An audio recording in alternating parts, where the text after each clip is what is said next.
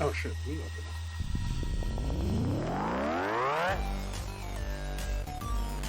That sound means, once again, it's time for another episode of Dynamite DnD. Welcome, welcome, welcome. If you're watching this live on stream, then you probably had a grand time listening to the pre-show, where we had some genuine gold moments that you missed if you're watching this on YouTube or listening to it afterwards on the podcast. Thank you, Steve. All the more reason for you to come and hang out live when we're streaming live. My name is Steve Negretti, the Dungeon Master. Go by he, him, his. I throw the monsters down, I throw the mazes down, and put up the situations for the heroes to explore and encounter and puzzle out. We've got a cast of several magnificent individuals. We're going to go down the list, and our magnificent individuals are going to introduce their real name, their character race, and class. And we're going to say what would be your character's first stop at the Dungeons & Dragons amusement park, whatever your interpretation of that is. Starting at the top of the list, we're going to go with Kaz. Say hi, Kaz. Hello, my name is Kaz. I will be playing Doran, the half-elf fighter. First stop? Yeah, this is a toughie. Whatever amusement park exists in your character's D&D world.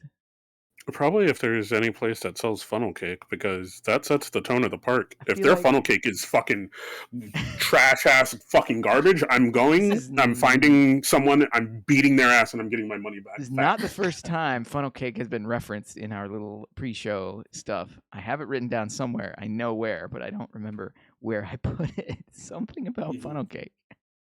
Where is it? A funnel cake sting. Maybe I didn't write it down. I swear I've heard Doran talk about funnel cake before. No, funnel cake is a staple at any fucking park or event.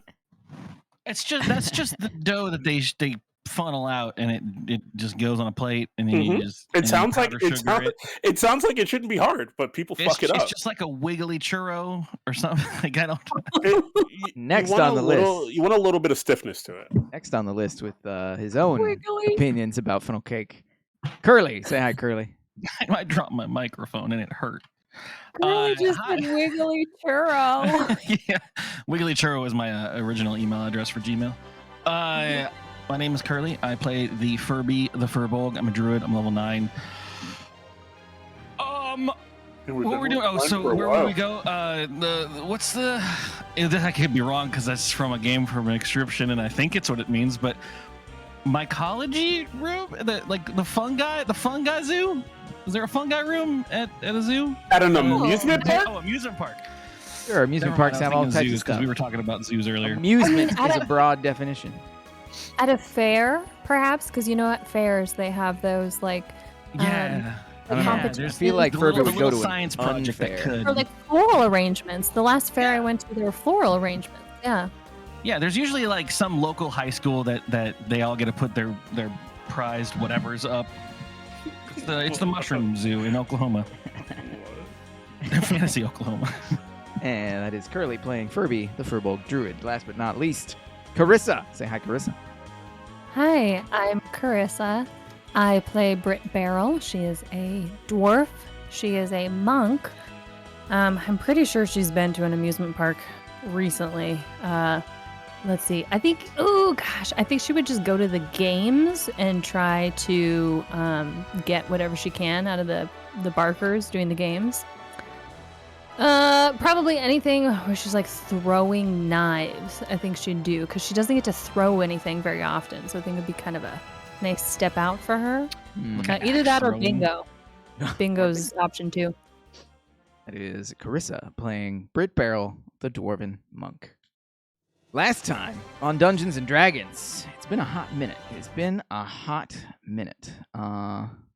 We played last week. No, we didn't. No, we didn't. The week before. And where's my... It has been a while. Where's my... I have lost all of my music yet again. Oh, well. Also, just as a heads up, my internet might cut out, but I'll be back if it does. Last time on Dynamite D&D, the heroes what did we do last time? I just read it. Last time on Dynamite D&D, the heroes were trying to figure out what they should do in the wake of Doran's tense meeting, reuniting with his father. Mm-hmm. And they were standing outside the Faust Trade Hall, and Liesel, the young lady who had seen Doran inside the trade hall beforehand, who was trying to get an audience with his father, saw them and saw that the orc, Alayok, was with them. And she grew really wide-eyed. She's like, oh my gosh, this is the greatest thing that's ever happened. You actually stopped the execution. You got the orc freed. Sort of freed. She's kind of bound to them right now. But she said that her half-orc equal rights... Did I spell it wrong? I totally did spell it wrong. Half-orc equal rights organization. I incorrectly put the acronym Dream HERO. Squad. It's actually HOER. Whore. Like Equal right. Ren Hoek, the Chihuahua. Where? They wanted to hear the whole story. And Liesel invited the group to her home where she would hear the whole story. They accepted, and they went in, and they were hoping to keep it on the down low. But she called a bunch of names, and like 6 people came out of the woodwork. We're like, wow, what's going on? Let's hear the story. And it was kind of a little bit of an odd discourse that I didn't really know where it was going. Because Doran was confrontational, to say the least. I dug it. But the half-orc equal rights organization said that they could offer help where it was available. They were trying to broker a peace between the orc tribes that were located in the Great Dervoid. Nobody had really stopped to think about why the conflict existed. Everybody was just conditioned to accept it as fact, and they were fighting that programming. And so the heroes asked them to gather a meeting of the entire congregation of the Half-Orc Equal Rights Association. And they said, yes, we would gather them together and meet tomorrow night at the Assembly Hall. Cool. And they took their leave. The group decided to... The group consisting of Doran, Britt, and Krebin at this moment, because Furby was locked away in the Guard Corps HQ still. But Doran and Britt decided to try and find out if there were any truths to the rumors of an artifact that could help the orcs. Britt didn't have too much luck. She only heard the local legends Didn't go well. about the large crystal that is known as the Heart of the Eye of Samarkand, which is in the tower bearing the same name. Doran wanted to see if he could get some information from Bernard, the old household soldier who served Amthyr during Doran's youth and all the way to the present day. Doran ran over and snatched a moment with Bernard and started having a conversation, but before the conversation went anywhere, they heard Master Amthyr, Master Faust, shouting bloody murder and calling for Bernard to get in here. Doran decided to eavesdrop, and it seemed that one of Amthyr's vaults had been raided, one of his super secure vaults that was secured with a custom-built 4-digit combination lock. And he, in his anger, blamed Doran and was out for blood for Doran and called all his household guards to scour the city and search for Doran and find him. Doran decided to make it easy. He stood outside the main gates and waited for the guards to come by. And they told Krebin to go run and inform the others of what was transpiring. Mm-hmm. Guards came out. Doran stood his ground, took a couple of them down, but they beat him down within an inch of his life. And they took him inside. He was restrained and interrogated by his father. Good old Bond style, too, in the nude. Love it. James Bond was never nude. Django Yes, he Yes, was. he was. James Bond is nude all the time. Have you never seen Absolutely. Casino He has Royale? never. No, I actually have not seen Casino Royale. Okay. Oh, he's nude in that. Casino Royale. Okay, he's one Bond nude and movie, gets he's strapped nude. to a chair. Think Sean Connery was ever nude while tortured? No. He's Because tortured. no one They wants hit him to in good his fucking see that. In They hit a him right in his tuxedo bits. with a laser I'd pointed see at it. his groin. I'd see it. I can feel it. Sean Connery. Sean Connery is a handsome man. Yes. All right. Best Anyway. friend. Russia, As we Russia were with love. saying. Anyway, Doran was interrogated by his father, and his father demanded to know how Doran had gotten in the vault and wanted to know where something known as the Shard was located. Doran had a revelation that the 4-digit code was the code that they had obtained from Mihajla the genie and had given to Davril the raccoon. Doran, without hesitation, gave up the name Davril the raccoon. Oh yeah, I don't give a fuck about that. Yeah, he deserves it. Don't say it like he was a homie. I don't give a fuck about that kid. I didn't give up his name either way. And Amphier seemed I get pulled over for a traffic ticket, Davril the raccoon. annoyed, but seemed like he could handle this situation. During the interrogation, the town outside began to erupt in shrieks of chaos. It seemed Doran had no idea what was going on, but Britt, in the thick of the outdoors, could see that the town was being thrown into chaos by some sort of creature that was slaughtering villagers left and right. And she was with Aleok, the orc, had since met up with Krebin. Krebin told them the situation with Doran, and then the shrieks began. They spotted serpentine creatures, bipedal serpent-like creatures that were all fangs and talons and forked tongues and hardened scales that dashed out into the night and were slaughtering villagers. Aleok, seeing the serpent creatures, shrieked bloody murder of her own and vowed revenge for her fallen tribesmen and ran after the creatures. Britt and Krebin gave chase, but they could not follow the creatures as they dashed about the town. It seemed as though Krebin and Britt were being herded somewhere, like sheep being herded by shepherds or sheepdogs. So they decided to turn the tables and set a trap. They wanted to use a live villager as bait to lure out these creatures into a battleground of their choosing. As it just so happened, old Rochester of the Half-Orc Equal Rights Organization was present and volunteered, the words of Doran ringing in his ears, accusing them of not putting their lives on the line. Well, Rochester would show them. The bait worked. Rochester dashed away to safety as the heroes engaged the serpentine creatures. During the battle, some weird stuff happened. Two of the creatures started chanting some weird serpentine chant, and purple eyeballs appeared over Britt and Furby's head. I totally stepped over the part where Furby broke out of jail. One of the serpentine creatures had infiltrated the jail. Man, oh wow, yeah, I missed a bunch of stuff. Furby, while he was in jail, Ladies and gentlemen, Furby was incarcerated and witnessed a half-orc with filed-down tusks handing out ale to all the guardsmen. Offered ale to Furby, but Furby smelled something weird with the ale and politely refused. The orc leaned in and gave an ominous message saying, "You're going to wish you drank some." And when the serpentine creatures attacked, it seemed like all the guards were incapacitated with horrible, horrible, crippling stomach Diarrhea. aches. I was going to say stomach aches, but Doran just wanted the diarrhea. So Something the guardsmen coming out of somewhere. Something. We'll not go into it. Somewheres. But Furby, seeing that the guards are being killed and incapacitated, shifted into ape form, grabbed a discarded mace, pried open the bars, and managed to get out. Fought against the serpent creature for a hot second until Furby was knocked out of the ape form. When the creature saw Furby, it hesitated and then ran off. Fast forward to the battle between the creatures and Britt, Furby, Krebin, and Aleok. Yeah, some of the creatures chanted weird chants, and purple eyeballs appeared over Britt and Furby's heads. Even after the creatures were killed, the eyeballs persisted. It seemed as though only Krebin was able to see the eyeballs. We now rejoin the heroes on the streets of Tandem after their battle.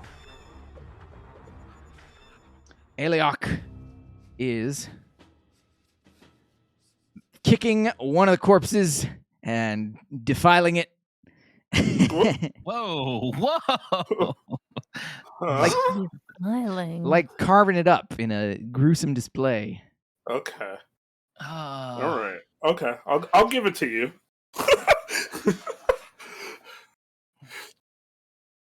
I mean, I guess it's better that her energy gets out that way than another. I kind of want to just kind of stop her. I mean, I don't think Furby's okay with that. Like, but I understand that she's raging. But can I put a hand on her shoulder? Whoops! I just deleted everybody. Oh God, it's not. I can't see. Sorry about that. You hop down from the roof. Everybody hops down from the roof. Yoink. And you can see Eliok carving into this thing like an arthritic grandpa on a Thanksgiving turkey. Oh God. It's Eliok. It's over. It's over. Hacking away, cutting out pieces of it. The victory is ours. Are you The looking victory for something will in not there? be ours until these scourges are wiped off the face of the land. They've killed many of my tribesmen, and I will not rest until they are sent back to whatever pit they crawled from. We got this one. This will send a curse to their brood. A curse. The ancient orc tradition, defiling the dead, brings curse upon the living. Ah, I see. / hack. I'm gonna go check in on our bait. Hey, Krebin, noble Krebin. Hey, Brit. So about that eyeball that is still creepily floating above your head. You know, I don't see it. Well, I don't I feel do, it. and it's a bit disconcerting. All right. Well, what do you think I should do? I have never seen anything like this before, but perhaps you should get it looked at. Just as a precautionary measure, you know. These things tend to get worse if you just leave them alone. All right. Well, we learned that with Belial. As long as I get to keep my axe. Didn't I already try like remove everything? You tried Dispel Magic, and that did That's not what work. I tried. Yeah. Okay. You're right. Yes, that's my third level. Okay. I don't know if there's anyone up this time of night. Is it over, man? Is it over? It sounds like it's over. Ah, Jill, whoa! Whoa, these things are gruesome. Oh, man. Well, What are thank these you for your things? help. Oh, I'm gonna just jeez. stand in front of the one that Aliok's defiling and just kind of block the vision path. It's like if a snake and like a goblin and like a giant had a baby together somehow. This thing is weird, man.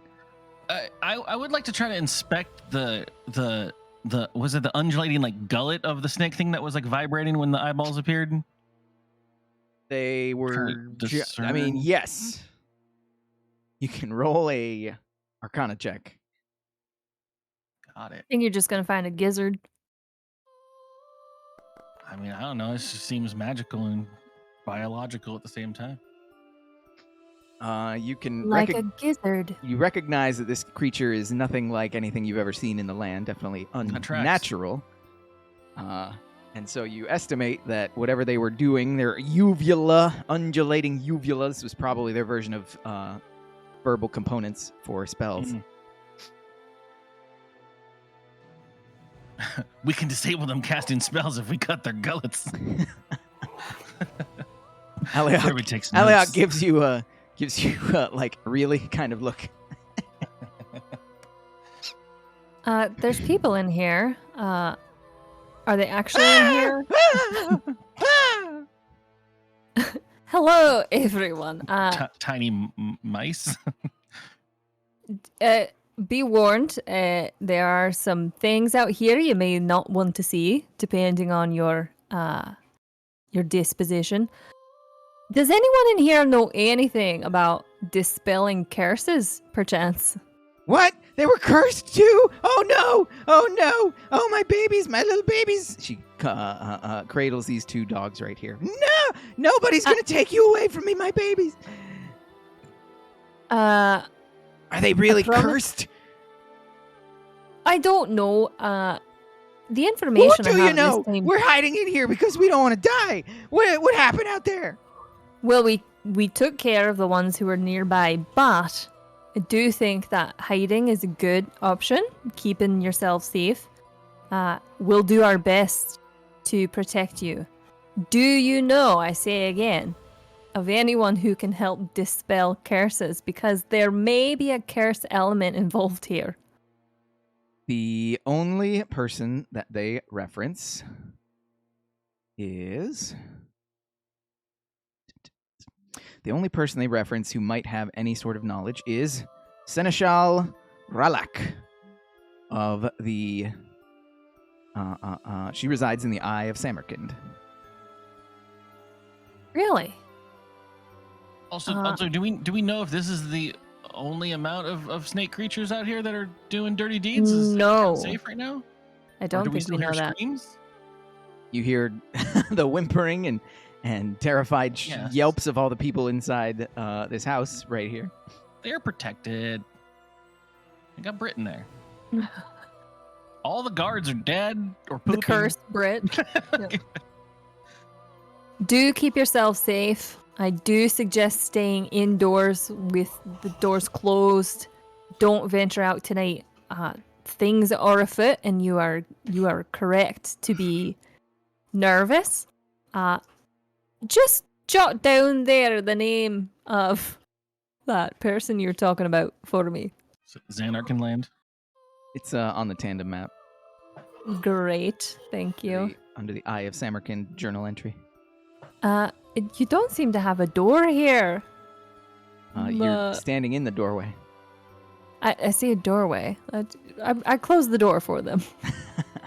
I built them a door. I built them a door. Yeah. You... Protect your dogs. Oops. Don't let them run out tonight. The kids. I've got one too. You close the door. Get out of here, door. What are you doing? Why are my walls messing up? Everything is a mess. Okay, we're fine. As you close the door, you hear a cacophony of footsteps thundering down towards you. From outside, not Yes, from inside? from outside. Okay. After a moment, you see several armed men that don't look to be city guardsmen, although among their ranks you do spot the guard captain. It's been a while. What's the guard captain's name? The guard captain is... Garen. Kalen Doruzur. The half-orc Kalen Doruzur is leading a group of armed men. They aren't guards. Brit was there. Brit went to the Amthyr compound. You recognize that they're wearing the colors and the insignia of the Amthyr household soldiers, the Faust Trade Hall household soldiers. It seems as though the guard captain, unable to muster his usual guard corps, requisitioned the household guard and has been running around, sees you, and he sees the creatures. I see that you've been busy tonight. We had to be. Really wasn't our choice, but this is what happened. We've been trying to track them down, but they're quick and cunning, and they kept evading our pursuit. Seems like you lured them out and took care of them. We've been scouring the whole rest of the city. Doesn't seem like there's any more. This was some sort of raiding party that came in. We don't know exactly how they got in, but we're going to find out how. Do you think they could be scouts and there's more waiting? We don't know, but I fear that may be the case. They seem to have a plan, and they were seemingly funneling us towards a certain position until we tricked them back. Oh, that's right. Did you find that they were setting a trap for you anywhere? No, they were merely running away from us. Huh. They definitely set a trap for the guards at the jail, because they were conveniently all poisoned. These things poisoned my guardsmen? Actually, no. The shaved horned orc did. He was very friendly with everybody. What was his name? God. His name was... What did he give, though? He had like a fake name. Diopa or something like that. Brit. Diopa? Brit talked to... Yeah, Brit was there with the meeting. Brit and Doran. The half-orc Steapa. Stay up. had filed down tusks. Yes, he tried to give me the drink as well, but I refused. Stay 'cause up. It smelled horrible. Are you sure of this? Absolutely. The only reason I am still alive today is I did not drink his drink. He's one of our primary information suppliers. I can't believe. I have a hard time believing he's behind this. But I suppose I'll have to look into the matter. After all, you've done the city a service taking these things down. I'll believe you. Stay safe. We'll do our job clearing up this mess. You might need an extra bag for that one. It's been a bit defiled. Jesus, it's still going. Maybe a shovel. Do you have a hose? With a spray? We'll take care of it. All right. Alok, you just wanted to bring that with you? Or is it okay to leave it? Iliok stands up, her hands black with coagulated blood. She haphazardly shakes them off, and she nods. The curse is complete. Let's get you cleaned up.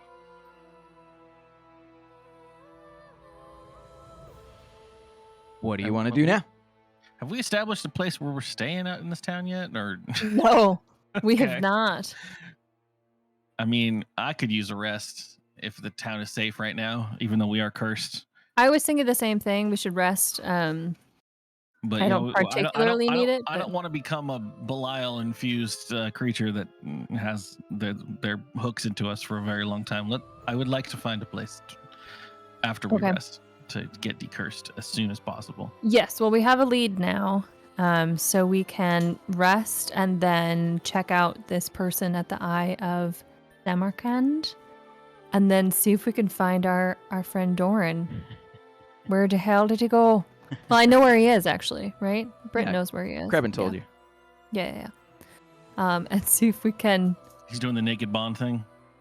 Yeah, he's doing the naked bond thing. And he might be over it by now, so maybe we should see what we can do about that.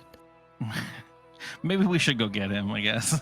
They have him strapped to a chair with no caning. With no so bond. help me, Moradin. You don't know what happened to Doran. You only know that Krebin Oh. Where left he is. Doran standing in front of the trade hall. Okay. Let's go So then collect Doran and then go to sleep somewhere. Okay, Doran first. Let's do that. I think that makes sense. I think Furby would be in Yeah, concerned I with think the we whole would- town being attacked. I mean, who knows what might have befallen him. I don't No, think not we'd only go is lay there- down right now without Yeah. checking in.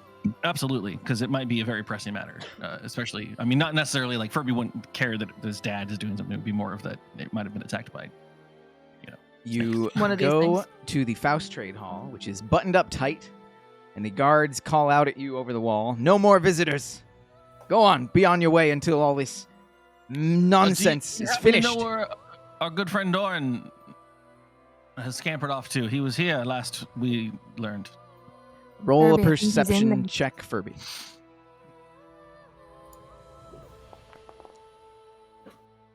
You see a sly grin creep up on the guard's face in the flickering torchlight.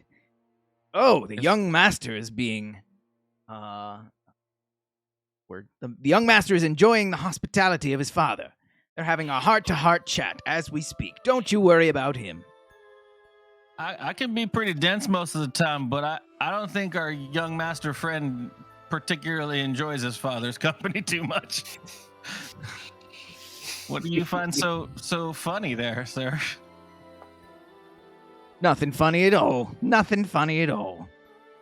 But the order still stands that we're to have no more visitors tonight. You'll have to come back tomorrow. We Can pay give you your word a that my sum friend of is money. safe? What if I give you some gold? Would you just let our friend out? That's all we're here for. This is the Faust family. They're so rich it hurts. Maybe the guard isn't though. The guard. They pay a living wage here. The guard chuckles. Unless you have the coin to rival Master Faust, I think you'd best be on your way. mind. It's D&D. I mean, I'm not Poe. Maybe? No, we don't. I don't think that's possible. What's that one game that I gave like an elevator guard like 10 gold to do an elevator? More money than I've ever seen. So you say we can come back in the morning? Oh, sure. I'm sure he'll be right as rain. We'll be here first thing. What do you think, Furby? Do you think we need to try to break into this place, or do we trust that... We're in the position to do that right now, to be honest. I think you may be right. And all right. I don't think Dorn would have... I trust him, to be honest, especially in the situation with his own father and family. He wouldn't have put himself in this position if he didn't have a way out, or at least a way to take care of himself. But I think we should come back in the morning. Okay. Let's get some rest then. Because I am bleeding. I'll just say about 3 beers and then I'll go right to sleep. Yeah. Well, a quick nightcap, and then we'll be off to Slumberland. Triple nightcap, and we'll be good. So actually, Steve, I don't know where there is a place to stay. There are inns all over the world of D&D. You can find yourself an inn. I want like a really secure looking inn. Just really want to get that night's sleep in. You can find a nice looking inn. Most of the places are anxious because of all the commotion that has happened. But maybe we'll get a discount because we're heroes. The armed forces and the guard captain have been going around trying to quell the unrest as you've been walking around. But you do find an inn that looks hospitable, and you can stay the night. What are costs?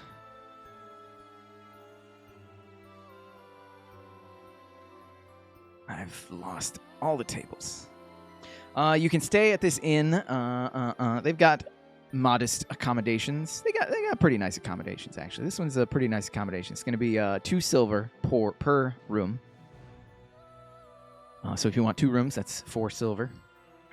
Done. As you cross the threshold into the inn, there is a beggar. Looks to be an old man sitting just inside the threshold of the door.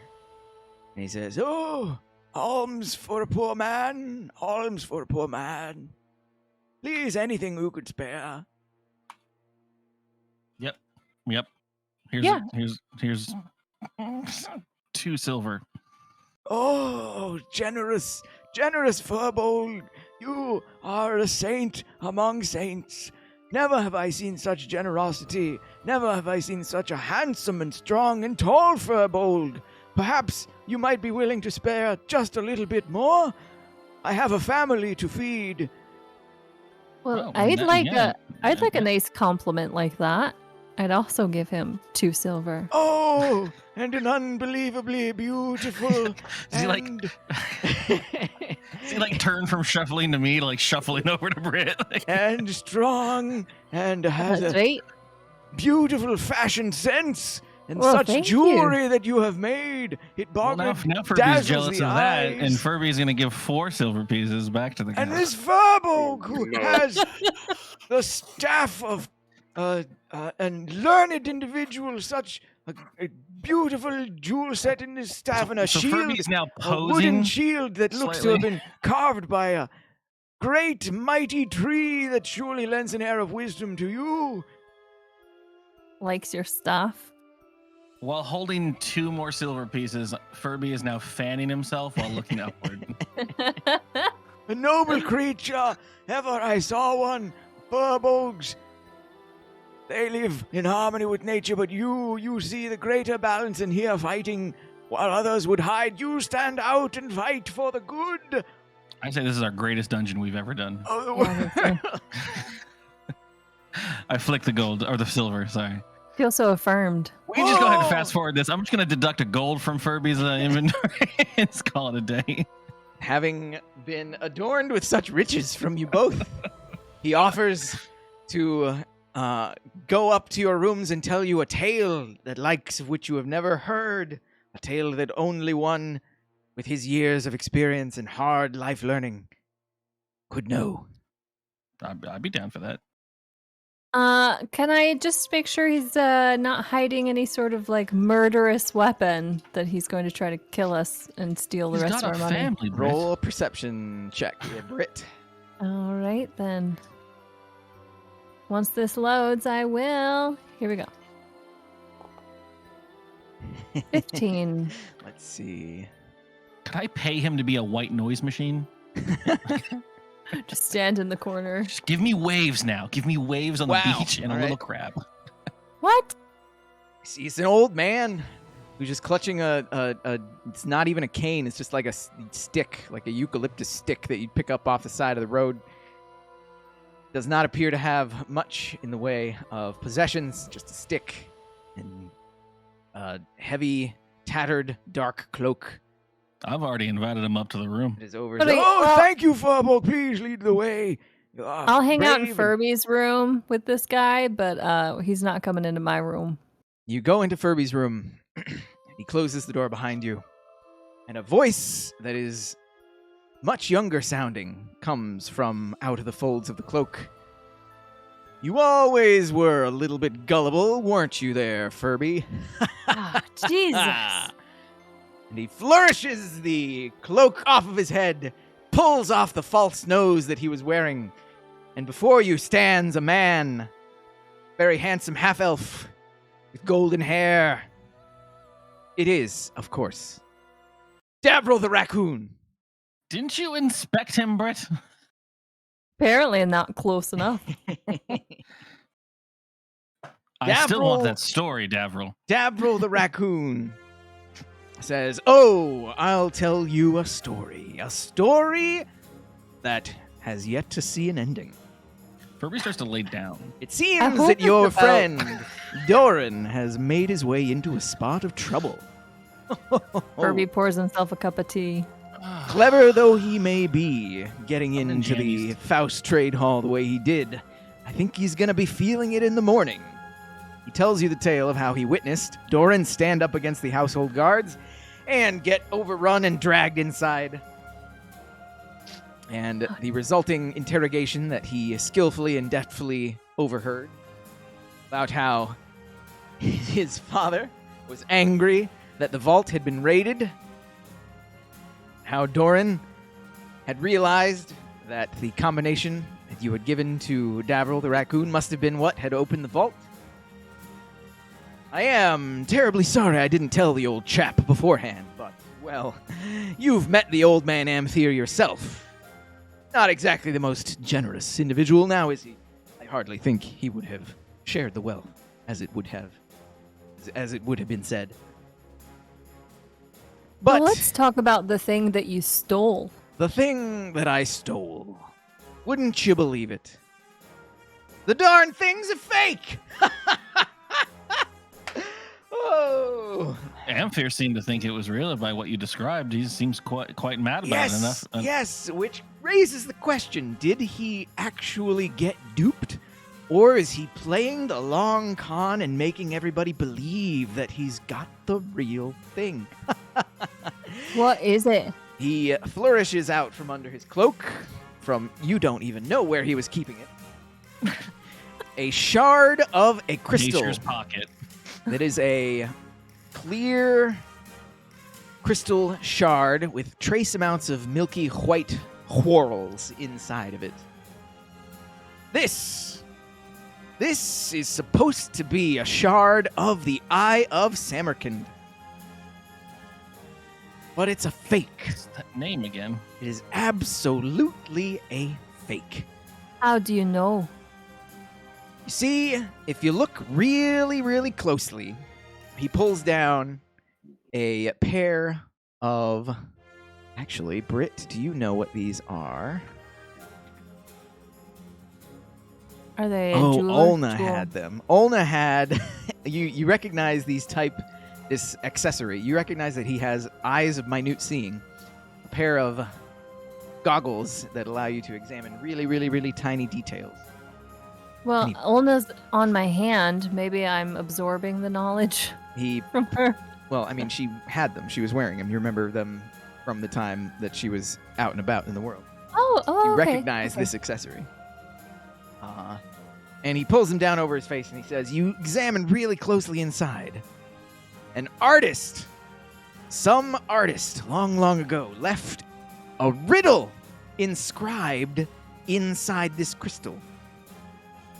Here, take a look, take a look, take a look.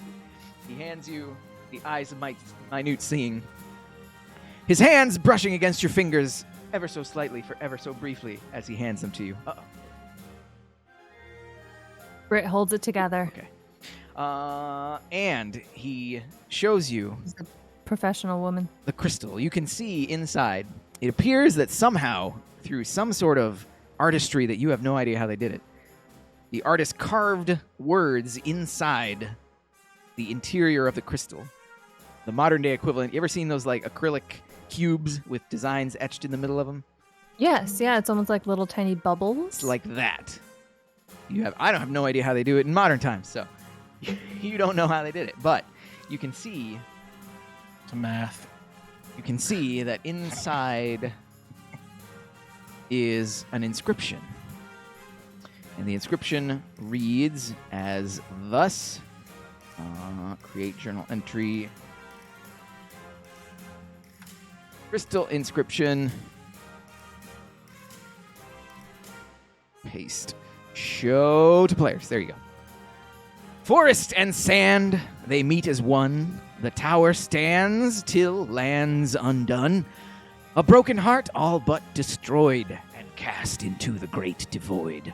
All to lock the phantom door and seal the Yuan Ti forevermore.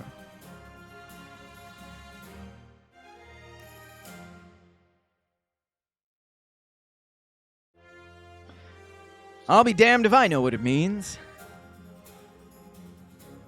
So let me ask you this. Why did you want the shard in the first place? Well, they say, legend has it, that this shard had the ability to give you sight beyond sight. Whatever that means. But And just you were looking into curious. just looking into it, all I can see is this inscription. And he takes it back from you. He-Man's thing? He takes it back to you. He takes it back from you and looks into it with his naked eye and says, but I'll be damned if I can't. Oh dear. Oh my. Oh my, oh my. Britt and Furby, did you realize that you have purple eyeballs floating above your heads? Is he looking through the crystal? I right can now? We were see them told as that. I look through this crystal. We had heard. You don't happen to know anything about them, do you? Well, it seems like some sort of scrying spell. If indeed it's a might be, scrying spell, somebody's Currently watching you being right watched. now. Yeah. How intriguing.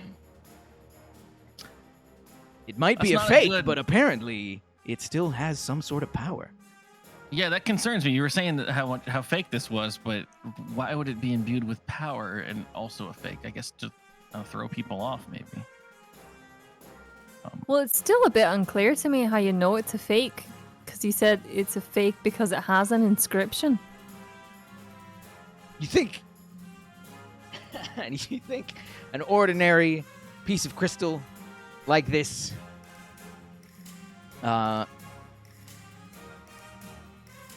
do you think a crystal shard from the Eye of Samarkand itself would be adorned with something like this? I have no idea. Yeah, we have no frame of reference for what that would be called. Which Is is this why like, is this I from like a asked the question. Samarkand gift shop? Like you buy it on your way out after visiting, use it as a keychain. Have you ever scry for seen the Eye of eyeballs. Samarkand? I don't think you have. If you had seen the Eye of Samarkand itself, you would realize that this is a fake. Just comparing the two, it's similar. So the layman would, of course, be fooled. But you get a close look at it, you'd know. Okay, I believe him. What would Amphere gain by running the ruse that he has one of these? or this artifact? The Eye of Samarkand has existed since before the city was even formed. It is an ancient relic that nobody really knows what it does. Except that it perhaps gives you sight beyond sight. Which So this the one legends also say. seems to do. But everything this one's is doing legend and hearsay. So all we have to go off of is legend and hearsay, and I'm sure Amthir is skilled in the manipulation of information. Rumor and hearsay can be powerful tools if used correctly. No doubt, he has been hoarding this as some sort of trump card to pull out when the moment is right. Or if someone were to complete the Eye of Samarkand, who knows what would happen. But, like I said, this one's a fake. Who knows where the real shard is? So, we don't know if perhaps he was trying to pull one over on others, or if it was swapped out and he didn't realize it. Your guess is as good as mine. Or wherever he acquired it from could have already been fake. True. So it's The 3 inscription options. does mention the Great Dervoid, which is constantly calling out to me from all of the clues. And to lock a phantom door and seal the Yuan-Ti forevermore. And come to think of it, I did spy a shadowy-looking figure walking out into the desert just before all this chaos erupted tonight. It didn't look like it had tusks, did it? Well, it looked like it had nubs, not so much tusks. Looked like they'd been filed down or something. That's our boy. All right then, We Thurby, do you trusted, still... by the way. I still think we Aeleok should perks rest. up at this. Did you say you saw a half-orc with filed down tusks walking into the desert? My good orc, that is exactly what I said. The traitor, the betrayer, the one who would have me framed. No doubt It has he is been a- going back to my tribe to proclaim some false victory and feed them with honeyed words of more betrayal. I have a request, though I am in your debt for saving my life. It is my request that we journey back to my tribe and stop whatever evilry this half-orc, this betrayer, is whispering into their ears. Aeleok, I agree completely with you, and I want to help you on your quest. The only request I have is that we gain our companion back before we leave, our good friend Doran. He will be of great service for us taking down whatever we need to do out there in the scary Great Dervoid. If you would Says assist us in Davril. that would be great. I don't think the orc is going to be much help against the Faust Trade Hall. After all, unfortunate as it is, she is the one that landed Doran in this mess in the first place. What if you stay out on the side, and then if we need you in a fight, we can whistle you in? We'll have a very specific whistle. Well, Giraffe call. family matters have never been my forte. So I believe now that I've said hello to all of you and updated you on the situation, I will take my leave. If you ever wish to find me, I've got a base out in Rat Town. Although if you wander down in Rat Town, just watch out. It's not called Rat Town for nothing. Is Rat Town part of Tandem? Yes, it is. Okay. Brit's bad ankle tingles at the sound of Rat Town. First, do you mind if we keep that fake crystal since it's fake and it can help us possibly decipher why there's purple eyeballs on top of our heads? Well, it's of no use to me, and now that Amthir is out for my blood, perhaps it's better that I don't have it. Yeah, we might be able to use it to bargain on Doran, though, as well. And then 2, Furby kind of wants to check all of his belongings and make sure nothing's missing before Davril takes his leave. Just a little good, wallets, keys, spectacles, testicles. Pocket check. Davril sees you searching through your belongings. He's going to roll an insight check to see if he gets what you're doing. Of course, he's Davril the raccoon. He knows what's Brit what. just laughs. I'm a little bit hurt there, Furby, after all we've been through. But no, I understand. Once a thief, always a thief, right? Mm-hmm. Consider it a little bit of respect for your chosen trade of life. And I give a hearty laugh. Speaking of that, you can keep the money we gave you outside. Then my words, all the words I spoke to you a moment ago under the guise of my beggar, they were all true, my dear Brit. Furby says, "Aw." He gives a bow, and he jumps out the window. Okay. I'd like to inscribe that inside of my own crystal. Ew. Oh, you're here still. This is my room. Oh, that's right. Go inscribe your crystal in your room. You got it. Aw. You can pass the night and take a long rest if you wish. Yes. I would You like to can pass. push that long rest button. During the night, Doran drifts in and out of consciousness. And Doran suffers a level of exhaustion. During the rest, Krebin is going to shift into a new form. Krebin is going to go with Krebin the Fang. What What happened to Ah. Snoosh? I just realized that.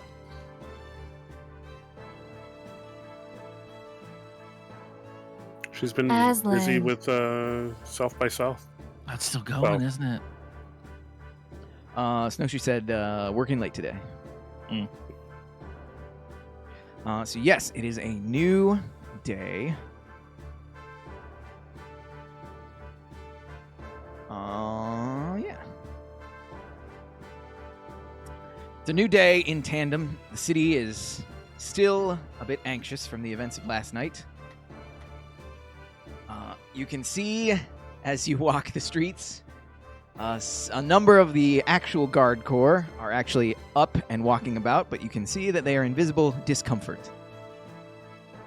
Their ranks are still augmented slightly by household troops of not just the Faust Trade House, but a couple of the other wealthy houses of Tandem. Okay, so you said they are in visible discomfort, but what I heard was they are invisible discomfort. You know what I said. Yeah, it just took a few seconds to process. Okay, go ahead. What do you want to do?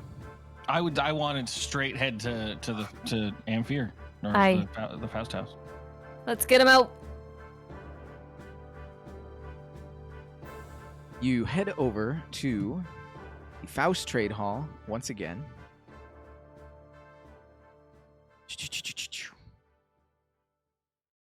You head over to the Faust Trade Hall, and you can see a crowd of people in front of the Faust Trade Hall. Oh, shite. It appears to be many of the same individuals that you saw barricading the execution platform. It is the Half-Orc Equal Rights Organization that has mobilized. And among their ranks, you can see Rochester and Liesel and some of the others that you met last night. They see you coming, and they greet you excitedly. Oh, Britt, Furby, we got a tip-off. A strange individual in a raccoon-like mask told us about what happened to Doran and the injustice that is happening to him right now. And we are organizing a boycott of all the Faust trade establishments in Tandem until Doran is freed. Oh. Come on, my- I grab take a up the sign. chant with us. I grab 1, a sign and I 2, start 3, in the 4. group. We don't want Faust anymore. 5, 6, 7, 8. End the Amphere's reign of hate. Hey, nice work. Nice job. Furby joins in the chat. Furby is easily persuaded into a crowd. Free Doran! Free Doran! Rah, rah, rah! Free Doran! Free Doran! Yep. Signs up. I'm wearing the shirt. Doran's face on it. Britt walks up to find the guards. Furby, roll performance check. Come on, charismatic fuck. 6. Yeah, that tracks. The shirt doesn't fit. The sign's broken. Furby's dancing. Your performance. What were you trying to achieve in your performance? You tell me. I think the way it would probably work out is Furby. No. immediately thinks You he's tell got- me what you were trying to achieve in your performance. I'm trying to mirror the chant and the walk of everyone that's around me. Like I want to All right. fit in with the ranks So and help. these are peaceful protesters, and your performance looks aggressive and belligerent. So you have the effect of being intimidating rather than helping with their peaceful negotiations. But as it just so happens, that might not be the worst thing in the world. Brit, the guards are behind closed doors, and they are uncertain of what to do, and so they are taking the path of just shut up and do as you're told. So though you might try and herald their attention, they are not giving it to you. And this goes on What if for... I throw chicken nuggets at him? This goes on. Then you get kicked out of the aquarium. This goes on for a good while, like 2 hours. But as this goes on, you can see several merchants going in and out of the compound. And the combination of the protester chanting and Furby's aggressive display Wow. has them looking troubled as they go in. In the reign of Amphir's hate. Can I speak to them? The merchants, Yeah. you can speak at them. Mm. The crowd of protesters is hurling all sorts of insults. And I'm just staring merchants down. Are you going to speak at them, Britt? I don't know what to say. Because this is at the Faust Trade Hall? Yes. Okay. I guess if we intimidate them into not going in, that's more pressure to release Doran because that's more money lost, right? I'm trying to put together why merchants are walking. Could you talk to one of the guards and see if we can get access? I mean, They won't talk to me. Yeah, I want to try to speak to one of the merchants, so I'm going to say, hey, this isn't going to end unless you listen to us. Do you want this to keep on going for weeks on end? So yeah, let's roll an intimidation check. All right. Krebin's gonna growl menacingly, and as Krebin the Fang, Krebin is huge and imposing, so this has advantage. So 8. roll the advantage on that. Okay. There we Oh, go. 14. The merchants are wide-eyed and terrified at the sound of your words and the thought of this going on, and the profit margins that are lost with the unruly protesters, and they rush inside with sweat dripping down their brows, and the doors close. And after a couple of these interactions go by, a couple of different merchants go in and also out. But after a while, you see Amphir himself appear on the wall, and all the protesters shouted, "Boo! Boo! boo. And he holds up his hands, and he's going to make a speech. Good people of Tandem, I am not your enemy. This aggression you show towards me and those merchants underneath my trade agreements. This is unwarranted hostility. Boycotting the merchants because of my son.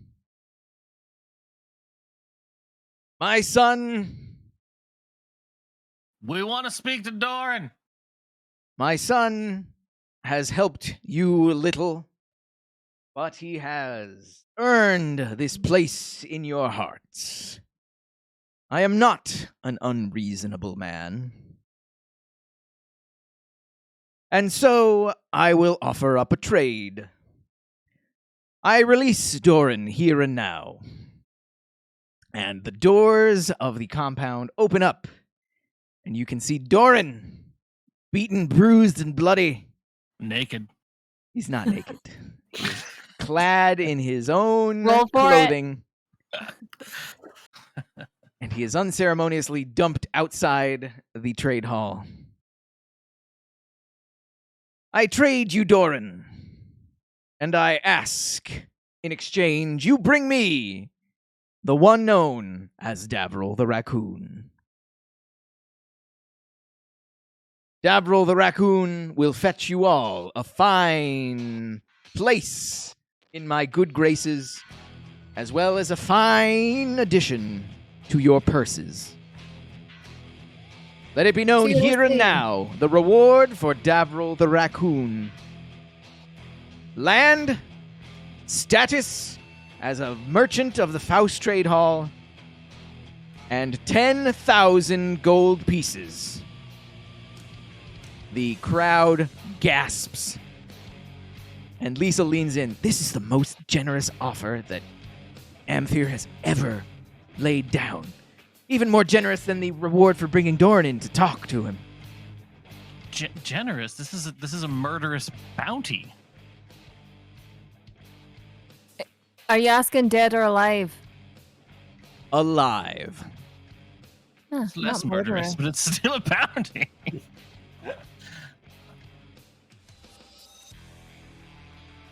I've saved him once. I could save him again. I mean, he did rob him too. Oh, it's fake. He sees you. He sees you all in the group of people, and you can see the tiniest hint of a scowl cross his face for but a moment. Then he returns. I'm a little confused. Can we collect Doran, or do we need to do? Is it contingent on giving Davril first? He's trading Doran and offering the bounty. Oh, Davril's not here. So Doran's out, and as he sees you, he gives a tiny smirk, but disappears almost as instantly as it arrives. And also, I am hereby increasing my long-standing price upon any orc head that is brought to me. I am increasing the gold reward from 5 gold pieces to 10 gold pieces for each orc head that is brought to me. That's racist.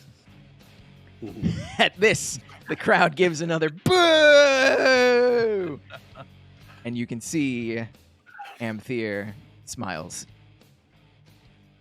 I think Furby wants to immediately try to tend to Doran. With this, your hero is released. I have done as you asked, and now I would appreciate that you stop harassing my merchants.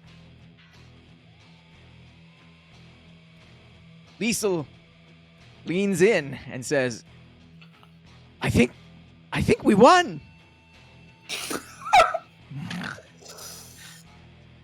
Hey, everybody! I think we won! Yay! Woo! Woo! They all cluster around Doran and begin giving him slaps on the back, which in his present state are rather painful. I try to do the thing where you clear the area around someone that's just been hurt. Like, give him some air. Let's get him to his feet.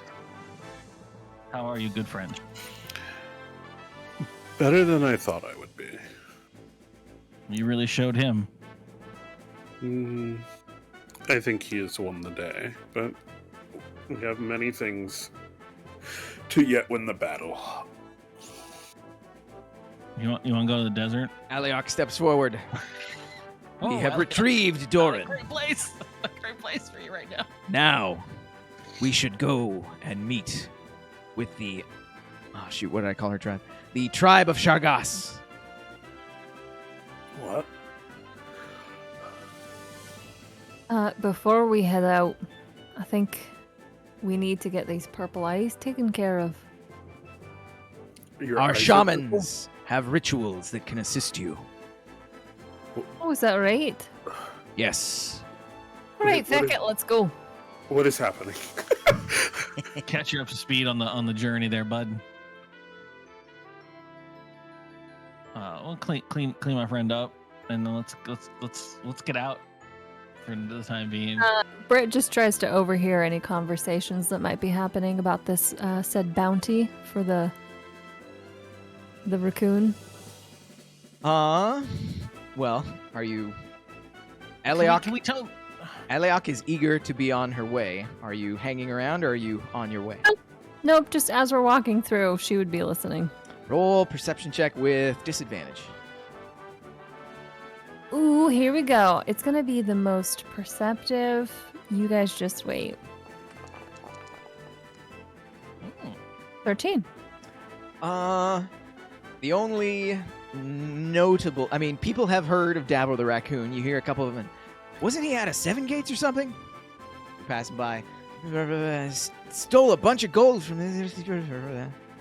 Okay. Dashingly handsome, I heard. You'd think he'd be in Rat Town, that rat. God Raccoon. dang it. That's what she was listening for, really, was if anyone had the most recent information. All right, let's go. Yeah, Aliok is leading you towards, or encourage. She's not leading you because of the whole.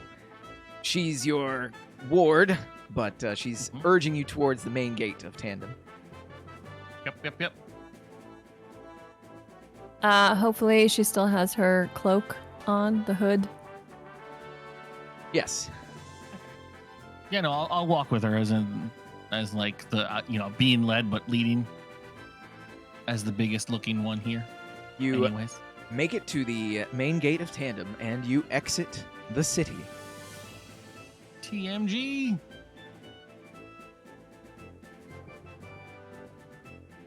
The Great Dervoid looms in front of you to the north of Tandem.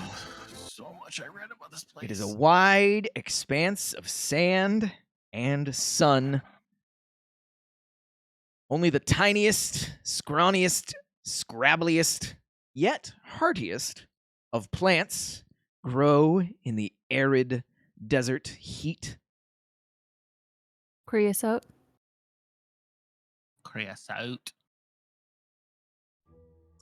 You're beginning your journey into the Great Dervoid at 11 a.m. And right when the sun is just bleaching out the whole world. At least it's a dry heat. Okay. Alioth says Everyone in Arizona. that it is a trial of young warriors to survive in the heat of the desert. A trial that I have passed. I will lead us through the sands. Do you have any tips for the squelching heat? Keep moving. Your body will sweat. Hello? Sweat will I'm keep back. you alive. There are hidden watering holes that will replenish us, but they are few and far between. I would suggest if you have any sort of light fabric to drape it over your skin. Everybody roll a survival check. Doran, because you're exhausted, you have disadvantage. Doran also, before my internet was going out, he was trying to ask what the purple eyes thing was about. We can only see them through the crystal. They seem to seemingly have been cast upon us by the snakies. And according to Davril, they might be some kind of scrying spell. So we might be currently being watched by the enemy. According to Krebin, it's better to get it taken care of sooner rather than later. Wait, you guys talked to Davril? Oh, that's right. No, I thought I said we told you everything. We had a wee bit of a visit. You recount the events to Doran. Really, just like a half sleepover. Jesus H. Christoph. Hey, but you still got a 10 out of that too. I know I am like a survival genius, but yeah. I roll a 2. Okay. Krebin. I gotta reload my game. But Krebin. Kaz, was there any information that you really did miss because your internet went out? No, I was just trying to ask you guys. We killed your dad. Okay. Oh yeah. Doran, I need that survival check with disadvantage. Yeah, I was waiting for the game to reload. All right, survival check with disadvantage. I need my player sheet.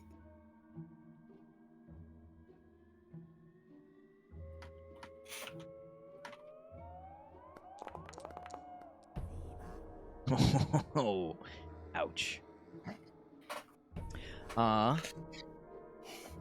Britt and Krebin managed to keep up easily without falling behind.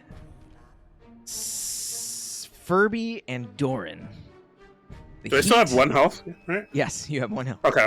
Just making sure. The heat of the desert and the grueling pace that Eliak is setting is pretty tough on you. And you journey for a day, and as you hunker down to get some rest in the dusk hours, Eliak says resting during the dusk hours is best because that's when it's cool. Yeah. But you can also travel at night, and so resting at dusk is a good in-between. Doran tries to patch his wounds. You can rest at dusk, but you cannot gain the benefit of a long rest, Doran and Furby. You can only gain the benefits of a short rest. So Doran, if you want to regain health, you have to spend hit dice. Furby, because you failed a survival check, it is an exhausting trek for you. So now Furby is suffering from 1 level of exhaustion. Okay. So short rest and hit dice, right? Correct. Okay. Short rest.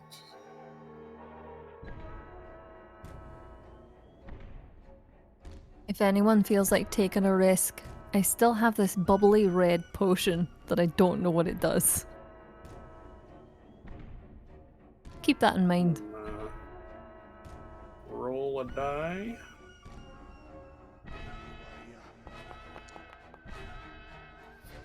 You know what? And I'm gonna roll 1 more for right now.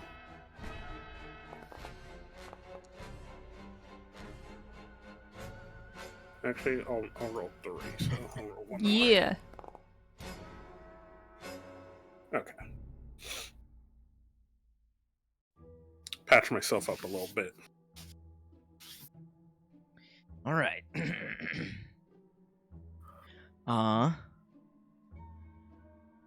So you rest for a few hours. And then, as night falls, Eliak encourages you to continue. You continue the journey after night falls. Everybody roll survival checks. Furby and Doran now have disadvantage.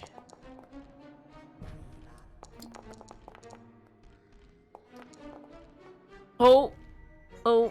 Damn, son. That is Krebin.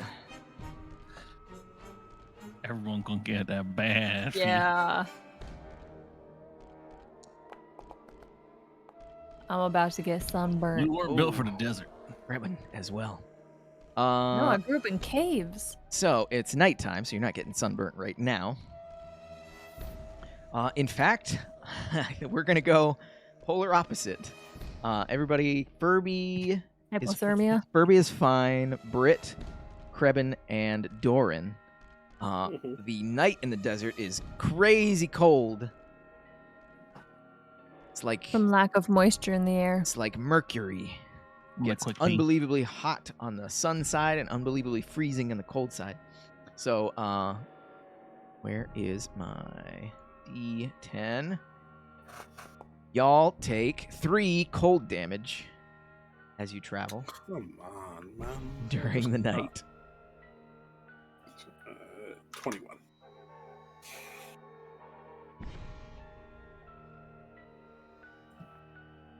Having grown up in the desert, I can vouch for this. And everybody roll. Who has. Actually, yeah, everybody roll perception checks.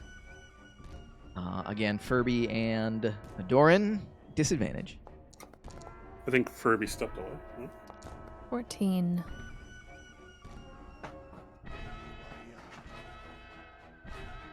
Furby, step away. Yeah, for a sec. I think they're coming back. Oops, that was persuasion, not perception. All right, back. Perception. Do you need perception from me? Ooh, I just rolled it for you since you stepped away. All right, all good. No, I'll let you roll it. It looks fine. Okay. Perception. I'm disadvantaged on that. Yep. All right, real roll. Roll. +4. 14. Excellent. All right. Perception. Let's see. Blah blah blah blah blah blah. Britt is fine. Doran is not fine. Furby is fine. Rebin can perceive with advantage on this one. Perception advantage. Perception. Yeah, Krebin is fine. Everybody except Doran is able to navigate around the clump of foul-smelling desert scrub that Doran steps directly into. Doran, you smell foul. Nice. You have... Well, you already have Poor guy. disadvantage. You already have disadvantage on checks because of your exhaustion. But until you cleanse this smell off of this very particular desert plant, you have disadvantage on all charisma checks. So he's underslept. He's wounded. And now he Smells bad. stinks. And he's cold. And he's cold. It's not a great night. All right, after that journey, once again, the twilight hours arrive. And Eliok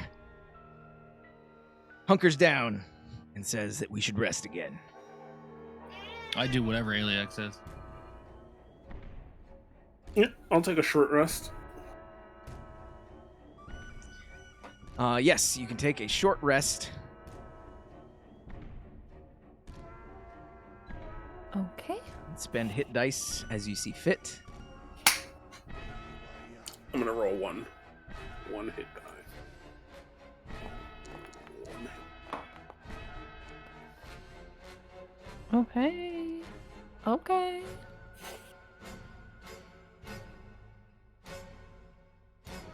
And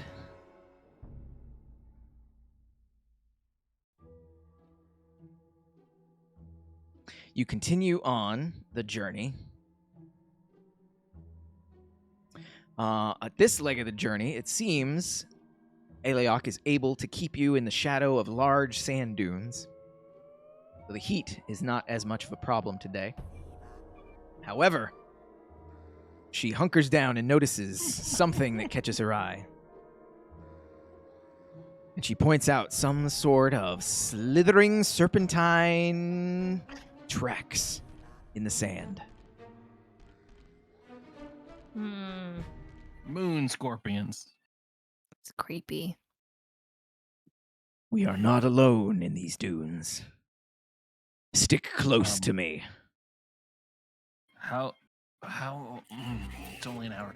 I want to cast, or maybe consult with Aliok if it might be a good idea to cast Pass Without a Trace, which gives us some stealthy movements for an hour. Oh, I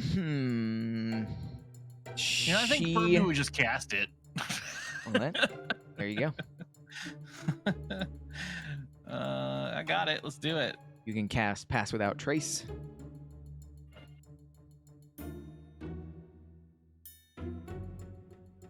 We have a +10 dexterity bonus to stealth checks and can't be tracked except by magical means.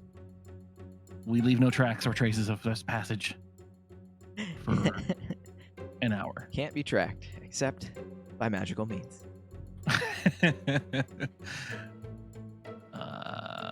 Aliok begins leading you through the dunes, furtively glancing left and right. She can assist one of you in the following survival checks. Who do you want her to assist?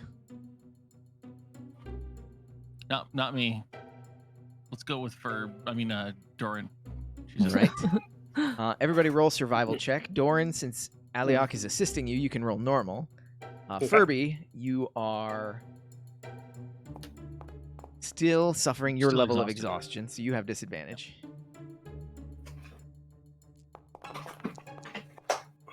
Rebin, on the other hand, Bring it. 19.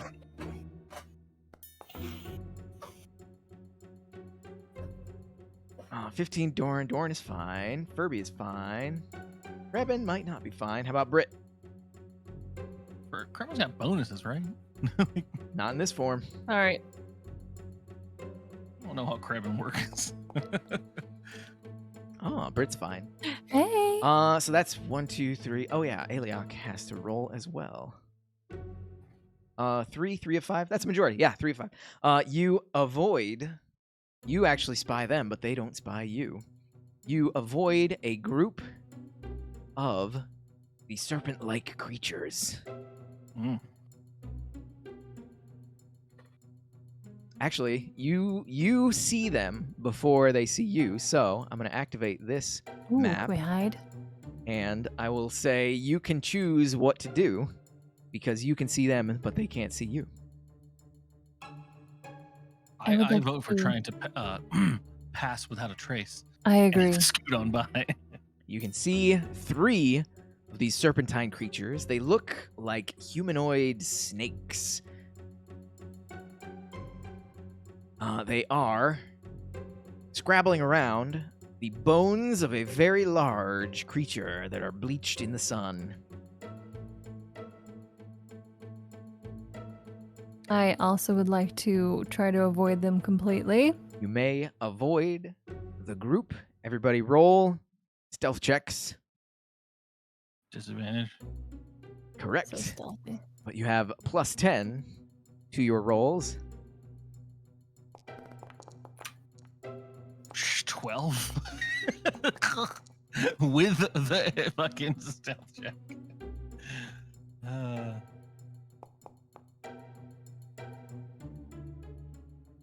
Oh, jeez. Oh, wait. 19, 12, 22, 22. So the 12 is the lowest one. Let's see what. Pass without a trace. Let's see what their perception is. Furby spell come in handy. Oh, fuck. Okay. Okay. Dang it.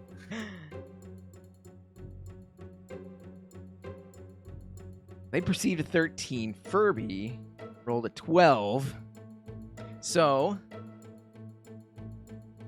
you And that's with disadvantage that they perceive the 13. you passed by the group at the very last minute. You hear Like a toe. They some can hear a sort of toe. hiss. You hear some sort of hiss, and you keep on moving. Mm. Rush. Rush quickly. Meow. There are no cats in the desert. They hear a cat. Maybe that's the sound the creatures make. It's very confusing. You keep moving.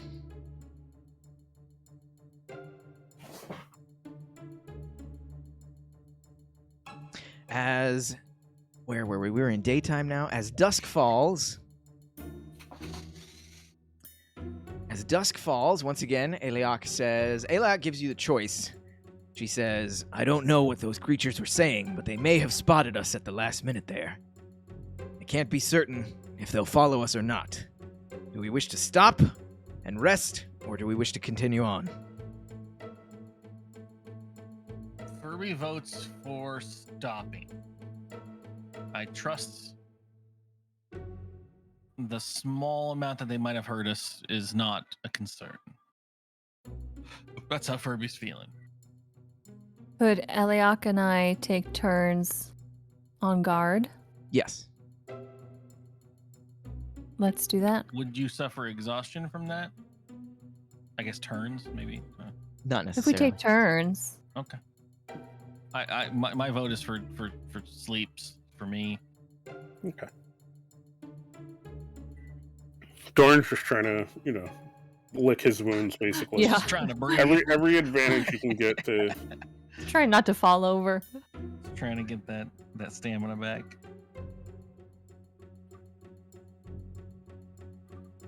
All right. She will hunker down and take shifts with Britt.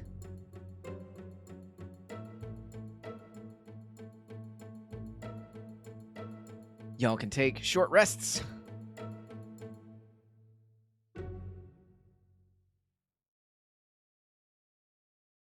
You can take a short rest. Krebin is gonna regain that 3 HP that Krebin lost a second ago.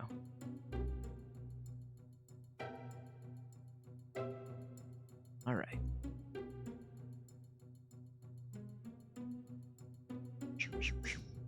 Britt, roll a d20.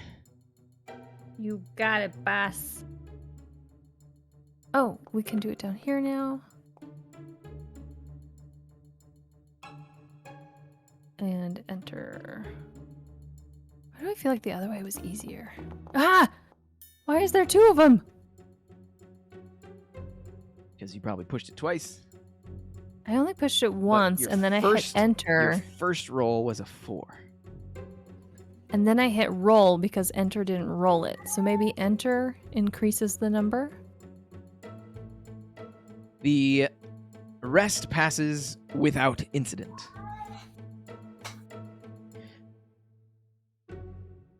Was that daytime travel or nighttime travel? I think that was daytime I travel. think you said daytime. So yeah, now it is nighttime travel.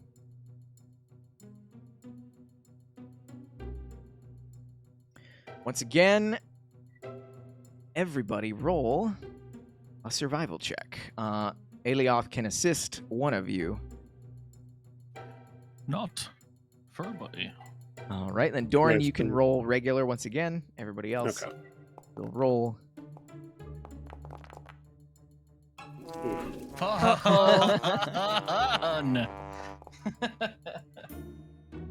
Youch. Yep. You want to help anyway. Reben.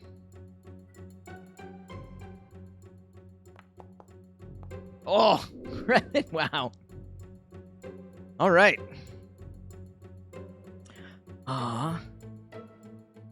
Unfortunately, in this leg of the journey, in the night, you fall victim to an antlion's den. Antlion trap. The sand, what? The sand gives way underneath. Antlions. The sand gives way underneath your feet. And you begin sliding down towards the angry, hungry jaws of an antlion buried in the sand. It's not what took out Boba Fett. That was the Sarlacc. It's an antlion. Half-Life 2 told me. The Sarlacc didn't kill him, though. Oh yeah, thanks. I didn't watch the new show. Extended Star Wars theme. Oh yeah, you are now trying to escape from an antlion trap. How many metachlorians did he have? All right, the skills you can use in this challenge are strength to brute force scrabble your way out, nature to try and see if there's some way you could deter an antlion from eating you,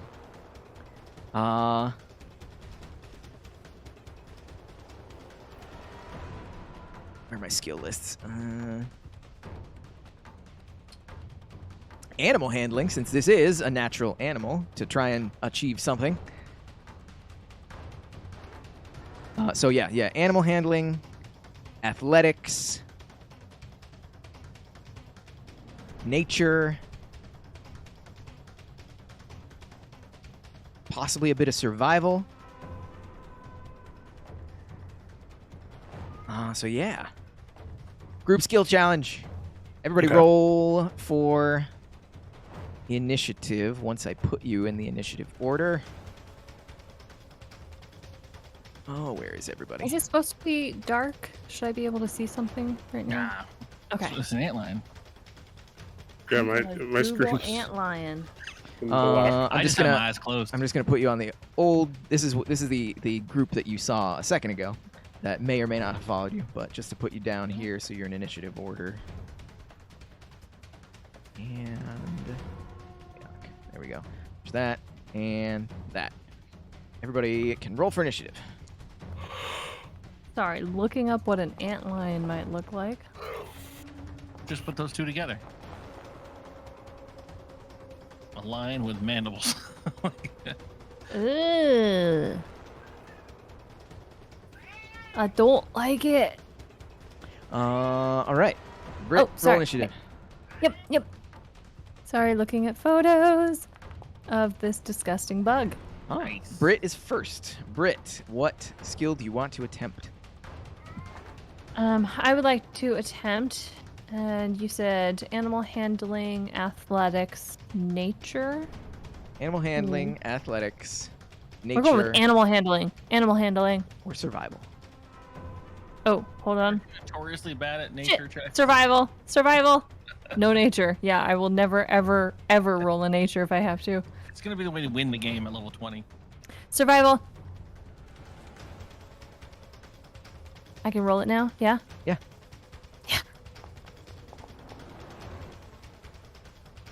Boom, baby. 20. All right, survival.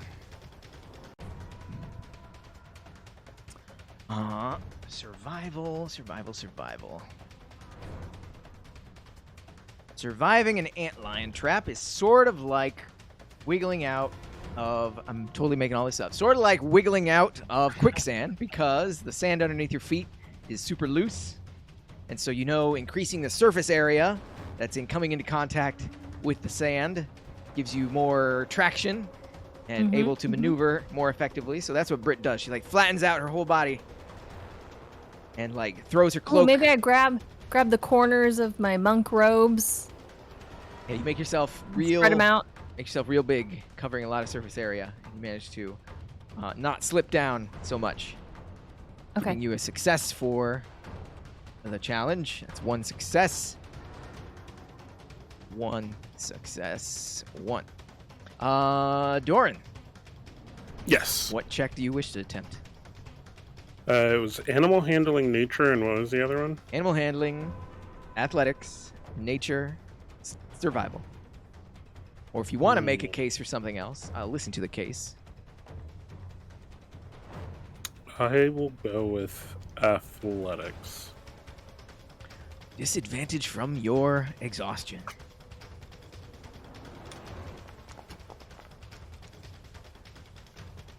Oh, even with exhaustion, you still managed to pull out a 12. Doran pulls down from deep and digs his hand into the loose sand, clawing at it almost like he's swimming, and struggles and manages to stay above the surface, inching his way back towards the upper lip of the antlion pit. That's a success for Doran. 2 success. Where's my initiative? Furby is next. Furby. Inspired by all of his friends being so amazing and surviving these checks, I would like to handle this animal. Also, Furby knows the animals. with disadvantage from exhaustion. I'm already holding the control button. You got this. Animal handle. Let's go. 15 animal handling. Ooh. All right. With a 15 of animal handling, Furby knows that the usual diet of antlions, even the giant variety, is other types of insects, usually ants, giant ants. And seeing as how you are not a giant ant, how can you use this animal handling check? Oh, that's actually more of a nature check. Animal handling would just be, oh yeah, okay. So it's the Jurassic Park stand. You know, with the raptors. You know that an antlion does have natural predators of its own in the world of D&D, and we're gonna say that you skillfully imitate the sound of a natural antlion predator, so it gives pause for a second, and that pause of the antlion, it stops disturbing the sand, causing its trap to sift down, and so in that pause, you're able to shuffle up and out towards the upper edge of the pit. Success for Furby. You have all gained successes.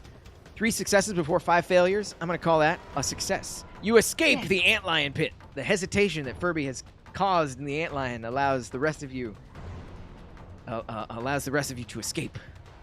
I like to imagine their natural predator is just a real big bird. I was gonna say Furby. I was gonna try to make the sound, and I started to try to think of what the sound would be, and I just didn't want to do it anymore. You have successfully those orange lines were escaped the antlion victory. Nice. Cute.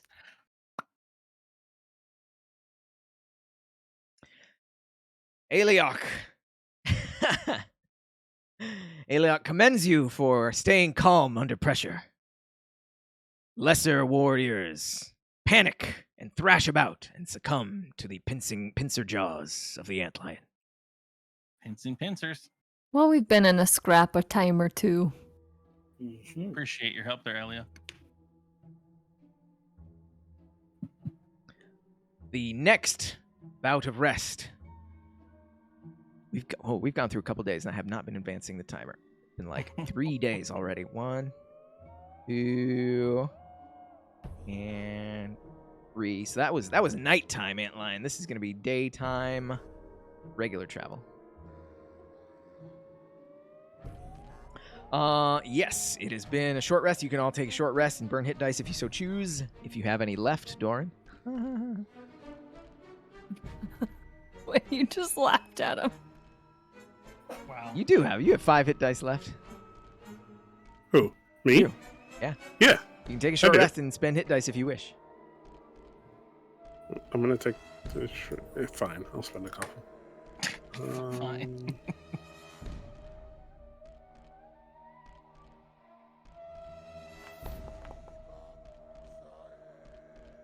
This music. Very ominous. I think I hear a didgeridoo. That's actually the antlion's worst enemy sound. Right. That's its natural predator, the Natural didgeridoo. predator, yeah. I was gonna whip one out. They love it or hate it. I mean, I took my short rest and I spent 2 hit dice. All right. The next day time travel arrives. And as you travel, you are once again going up and down large dunes. And as you travel, somewhere in front of you, you hear the howl of a wolf.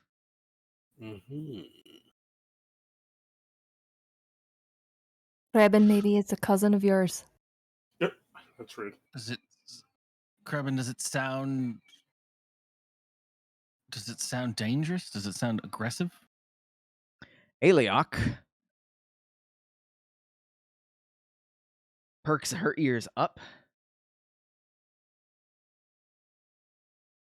Aeliok perks her ears up, and she says, I know that howl. What is it? That howl. That howl belongs to... That howl belongs to Miramak. Miramak. Miramak. Marzipan. It sounded like a pained howl. Miramak is in trouble. And if Miramak is in trouble, then Barago must be in trouble. Yes. Barago is out What is here. any of that? I would like to help. We but must let's hurry. We lead. must save Barago and Miramak. We shall follow you. This way. Let's do it. And Coming. he charges forward with reckless abandon. No, reckless. But Furby's not smart. Okay, I charged recklessly. Who charge forward with less recklessness, but I still am so turn. reckless. Barrel whack. Bivouac. It's a whack.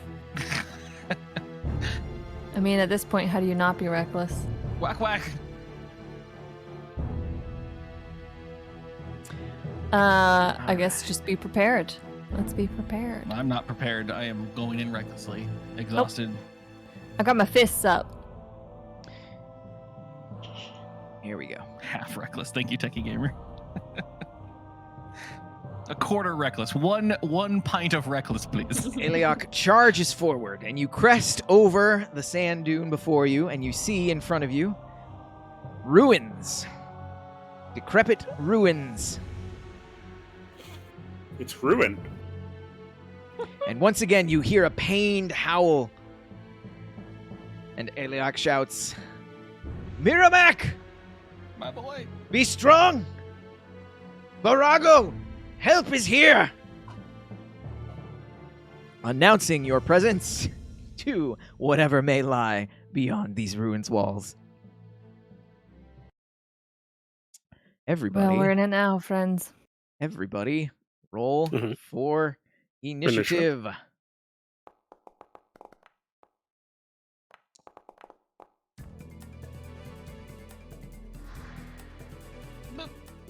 Oh my god. Did I click it or did I click fucking... Oh, there. Ooh. Miramak and Barago. Miramak. Iago? Kerouac and Miramar? Miramar. Air show. Myanmar? All right. Is Top. I supposed to be in the dark world of darkness? No. Stand by. Figure. Lighting.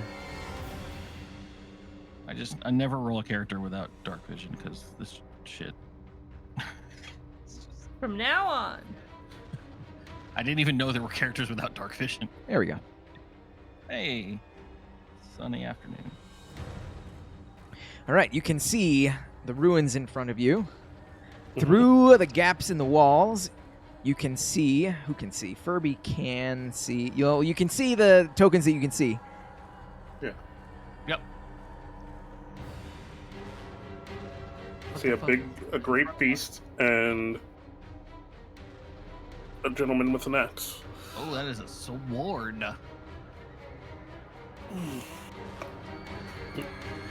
Looks like an axe, battle axe. Oh, there's two. So there's Barago has some sort of battle axe, and then there is another creature with some sort of saber. Yeah, I see Mayarmuk. It's gonna be a new name each time. Yeah, It's it Quack is. It's Keith or Severland. All right. Top of the round, you hear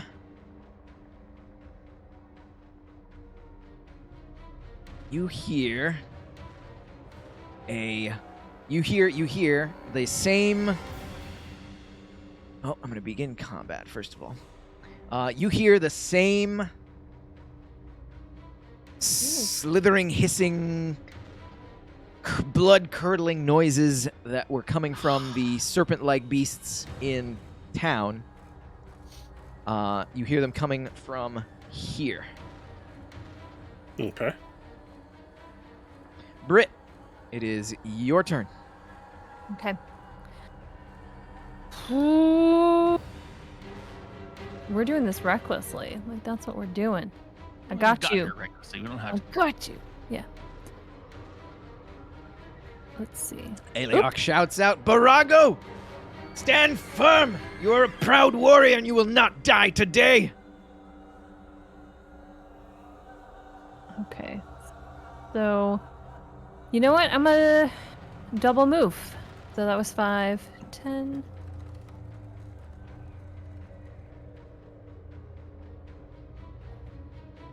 Ooh.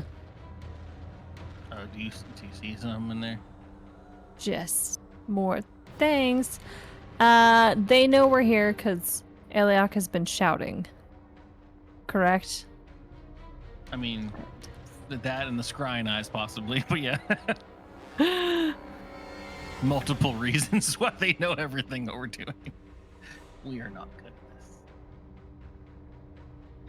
this. Britt, you see several of the snake creatures, two of which look very similar.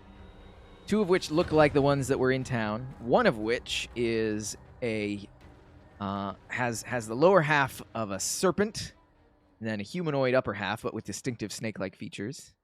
And then another one off to the side, which hoists a scimitar above the bloodied body of a large warg. Warg is a... You know what a warg is. I do not. You ever watched Lord of the Rings? You know what a warg is.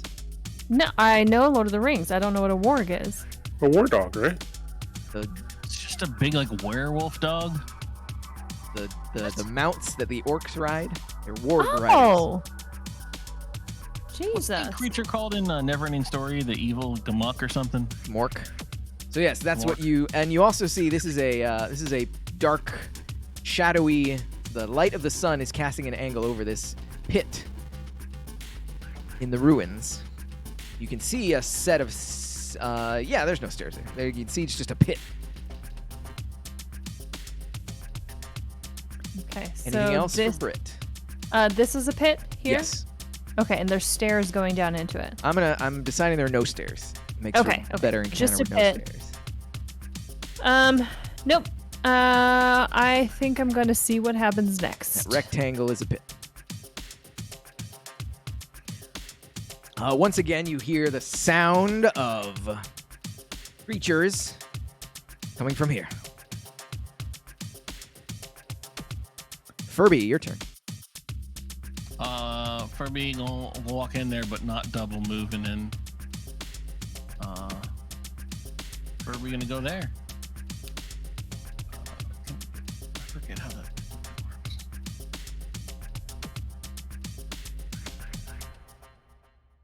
Oh, Virago, Miramac, Jesus. That's a lot of stuff I just now can see. How far is that?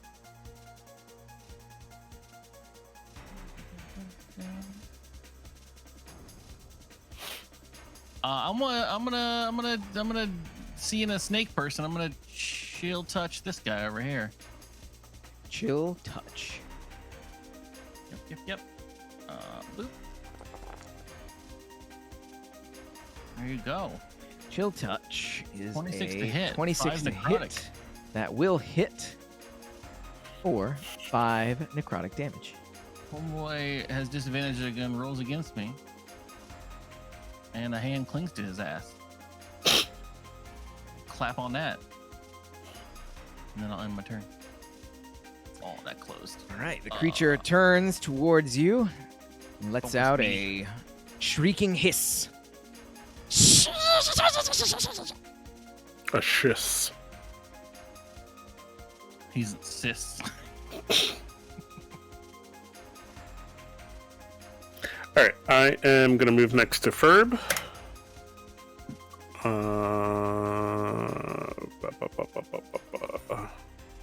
I am also going to assume that this gentleman is a combatant. I am going to pull out my crossbow and take a shot at him.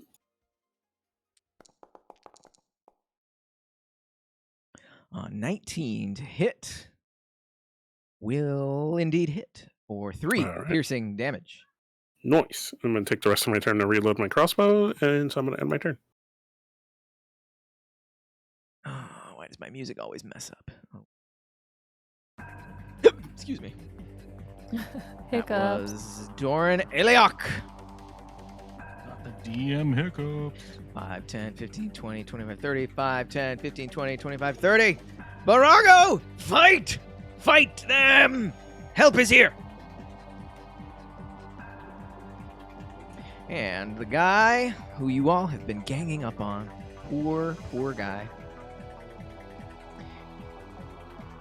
Who have we been ganging up 5, on? 10, 15, 20, 25, 30. And actually, he's going to go here, and he's going to take the dodge action.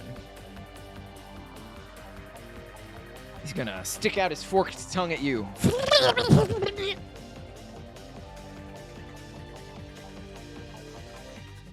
Barago. An orc stands before you in front of the pit, visibly bleeding and wounded. He looks back, giving a sad glance at the warg that lies motionless on the ground, and bellows a war cry. Shumanie-ha! And charges at the snake creature. Attacking once. And... oh, that actually hit. Attacking twice. And that one missed. So attacking once, 11 slashing damage.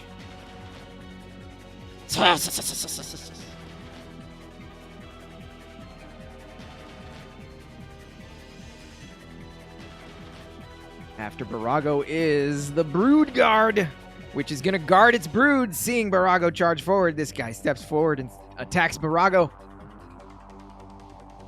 3 attacks. 1 bite attack. 1 claw attack. 1 claw attack. The bite hit, the other 2 missed. 5 piercing damage on Barago. Chomp. Not good. The other one, seeing its brood in trouble. Same thing. Oh, damn it. Bite number 1 is a miss. Claw number 1 is a hit. Claw number 2 is another hit. Ooh, 10 damage. 4 slashing and 6 slashing. I cries out in pain.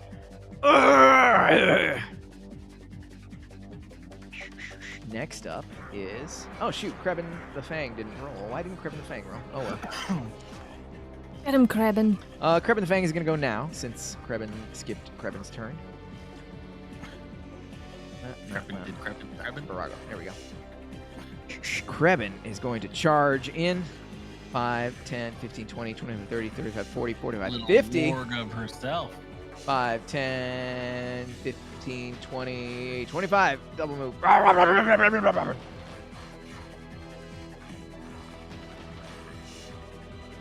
Brood guard. Top of the round. The snake creature.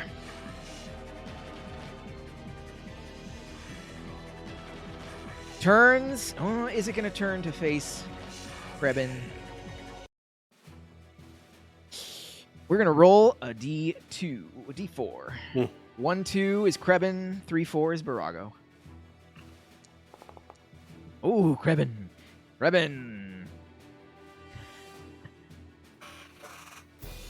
Good, because Barago needs a break.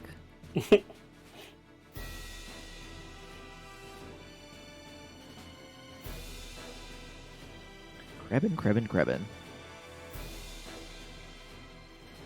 Marsha. Krebin is going to have to pass a wisdom save. I thought that was funny because I was just thinking, Krebin. Sounds like it's from a sitcom. Yeah. Krebin did pass the wisdom save. Krebin. You can see the snake creature cast a spell and whispered something towards Krebin, but Krebin shook off whatever it was that was happening.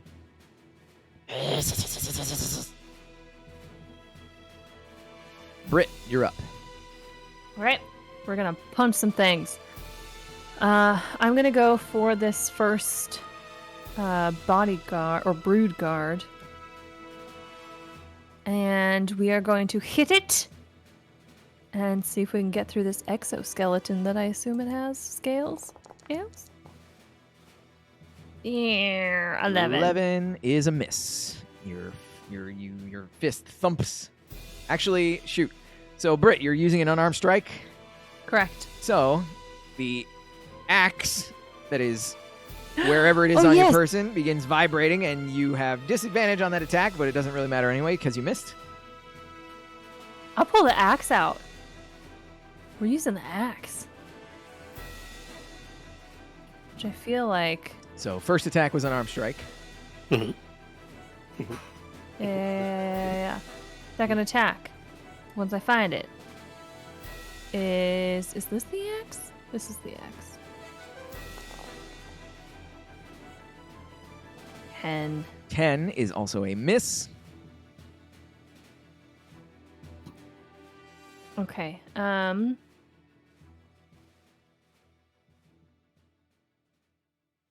Yeah, flurry of blows has to be unarmed strikes, which means I will get disadvantage on both. I'm also reading. This is kind of never come up. What are you Actually, reading? Wait a minute. Flurry of blows.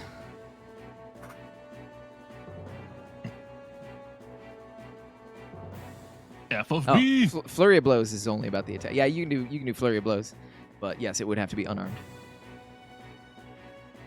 I'm going to use patient defense and take the defense. dodge action. You dodge as a bonus action. Yeah. And then I'm gonna end my turn and hope that I can actually contribute next time. Furby, you're up. Furby's gonna move to here for vision.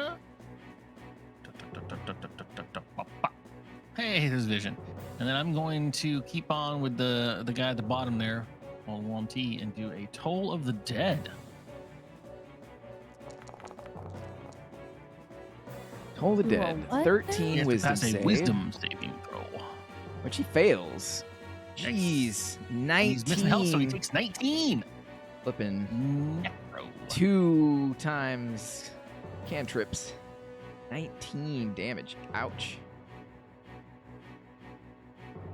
The toll of the dead resonates. Bing bong. Necrotic energy suffuses his body.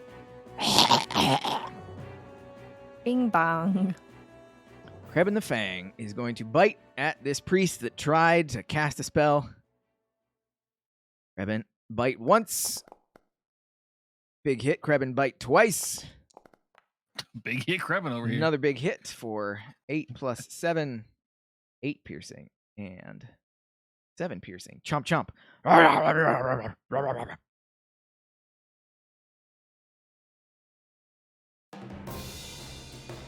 That's it for Krebin the Fang. Doran. Yes.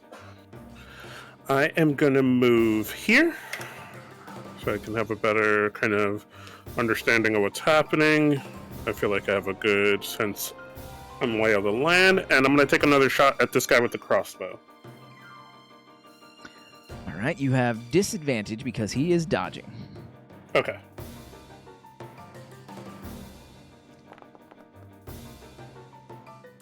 Oh, wow. 17 still hits.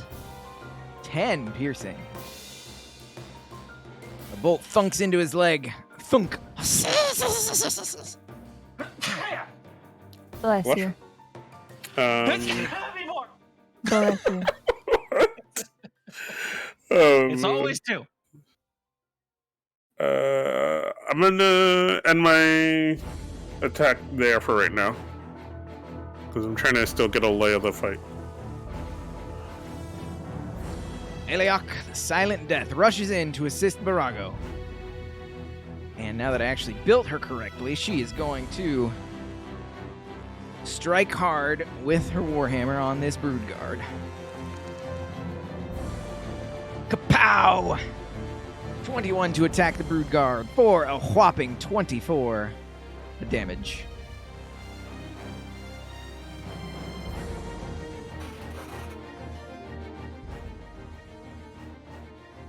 Broodguard spins with the force of the blow.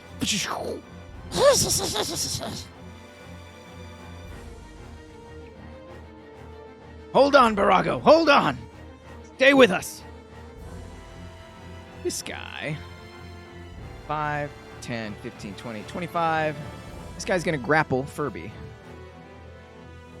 Furby, this is against either your athletics or acrobatics. It's going to be athletics. And is it disadvantage as ability or is it a saving? This is an ability check, so yes, it's disadvantage. I hate that I ask questions. All right, athletics it is. Well, that's cool. Those are cool differences. Very cool differences. You are grappled. Furby is a furbolg of honor. You don't want to be here. So that was one attack. You can replace any one of your attacks with a grapple, should you so choose. So it grapples you on its first attack, and it's going to use its second attack to try and throw you in a jujitsu maneuver over its shoulder into the pit. A 1T jujitsu. What? Oh, is it like a? Oh, okay. All right, there's some wrestling shit going on here. Oh, it fails. But you're still grappled, and you can see it.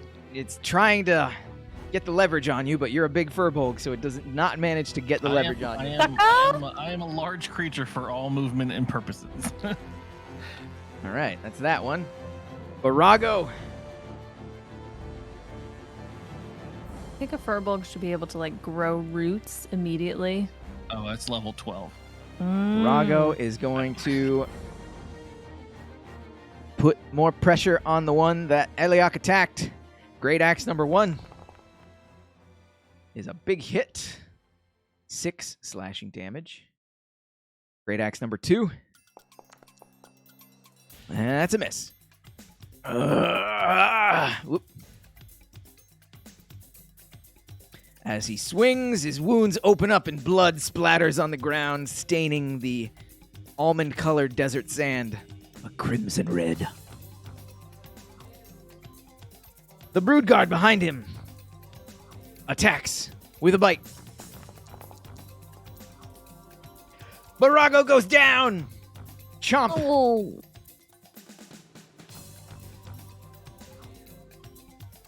Uh-oh. And seeing one threat dealt with, the brood guard moves over to attack Elioth with its 2 remaining attacks. Claw number 1 is a hit. Claw number 2. What is Elioth's AC? Is a hit. 4 and 5. 9 damage on Elioth. 5 and 4. Slash, slash. Barago, no! Get up! Brood guard number 2. So many targets. 1, 2 Krebin, 3, 4 Brit, 5, 6 Eliak.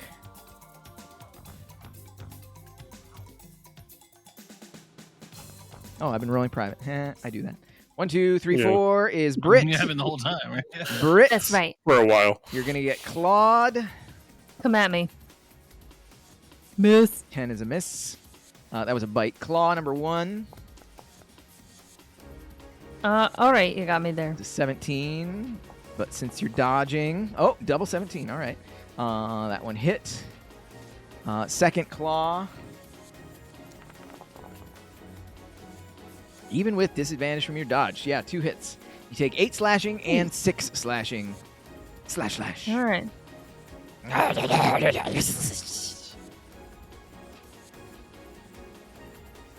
Not a fan.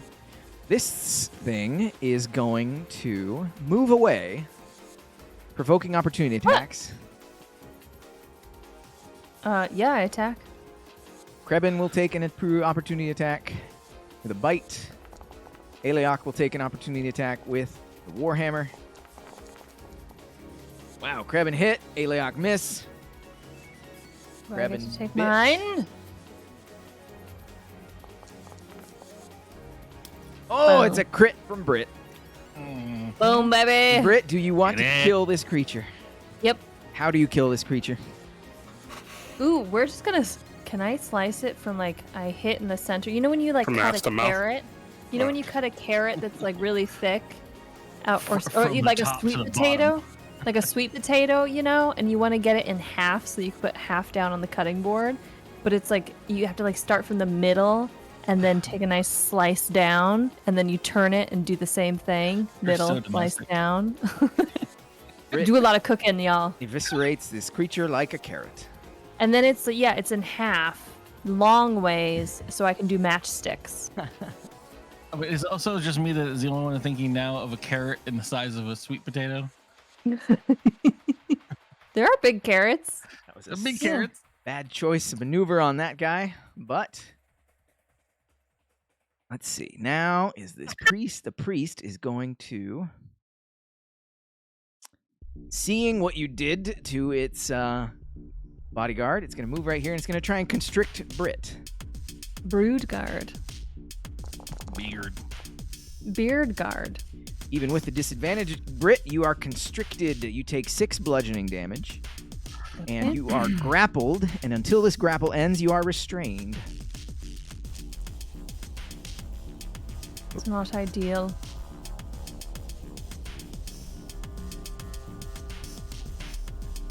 That was 1. Now, because you are grappled, it is going to drag you using the remainder of its movement. It's going to drag you this way.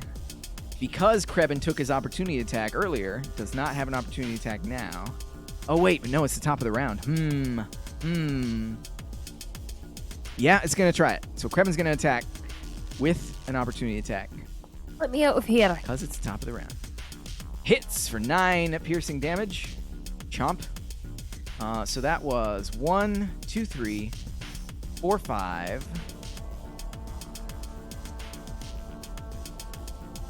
Yeah, it's moving you to the edge of the pit. Uh-oh. Okay, so is it, am I in its tail? It has Yes, like... it used its tail to constrict around you. Okay. You're up, Brit. You are restrained. You have basically disadvantage on everything. Yeah, I mean, I want to try to get ungrappled. That is a either athletics or acrobatics check. Acrobatics. I'm going to attempt an acrobatics check. See if I can flip out of this MF. Disadvantage because of the restraint. Yeah, Actually, hang on. 9.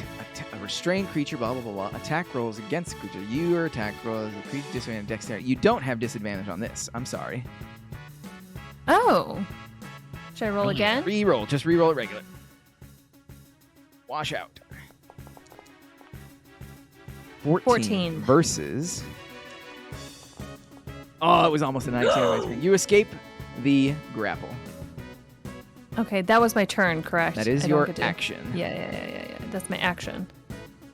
Do I get to take my You bonus? have bonus actions? Yes. If you have a bonus action, you may take it.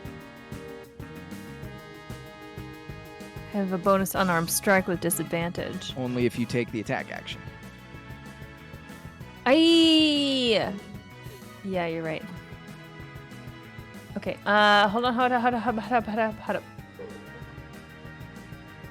Yeah, flurry of blows too. I have to take the attack action.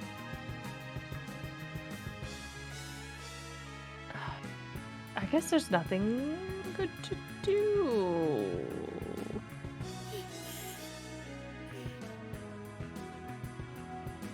Nope, I have to hit another creature with that one. Great. I'm gonna end my turn. Right? Furby is up. Creative license here, Steve. Is there a way for me to grapple the grappling guy that's grappling me? Yes. If you grapple a to go creature, into the a speed becomes 0. I heard you like I grapple. want to be in a grapple off with this man. You can make it's an athletics check on your end. Okay. And I have disadvantage on that because it's an ability check. Stand by. I'll put a grapple in your grapple. I want to be. It like is a Roman. a type of attack roll, so it's an attack, not a skill check. Oh. Actually, you using at least one free hand, you try to seize the target by making a grapple check, an athletics check. So it is an athletics check. So yes, disadvantage. All right. I want to try to like match his grapple, and then we get naked, and there's like a little stuff. Damn it! You do not manage to reciprocate the grapple. Okay. Well, what do I got left? Bonus actions. That's it. Correct. Oh, good God. Well, for safety, I guess I'll just cast my shillelagh up so that I can hit him next time. No, that's gonna try to roll a thing. Never mind. I just hit the button. Anyways, yeah, I'm done. Krebin. Because I can't move. Save us, Krebin. Who would Krebin go for? Krebin try to save the other warg. Is the other warg actually dead or just hurt? Krebin would step in It's and got attack this the thing. all over it. Krebin is going to bite the brood guard here. Bite number 1. They hit. Bite number 2. He does not hit. 1 hit for 8 piercing damage. Pachomp! Doran. Yes. I am going to move here.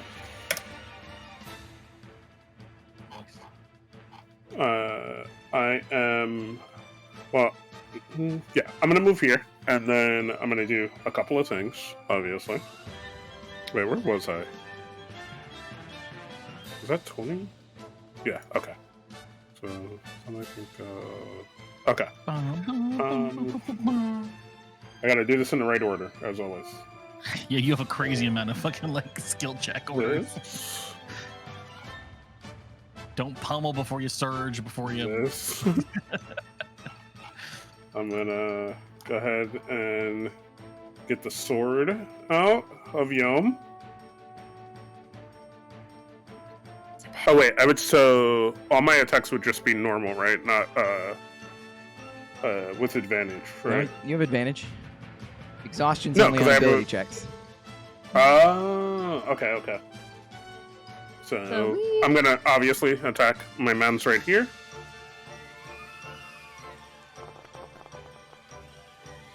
First hit is a hit for 11. And again. Second is another hit for 13.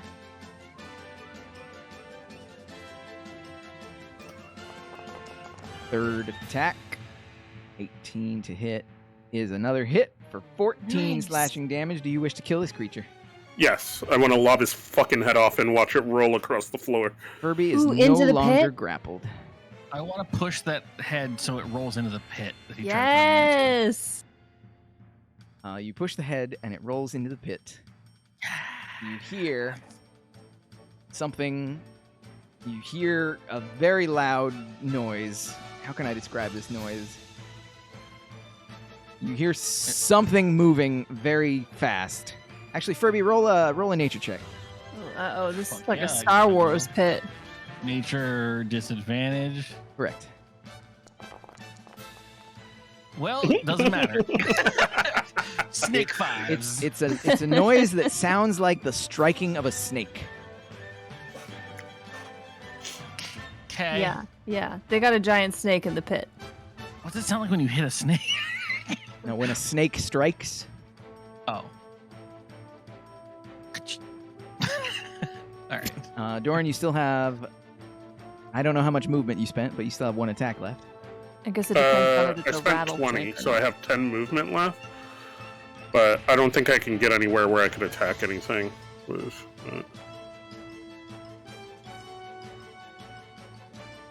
Because the only place I can go is here.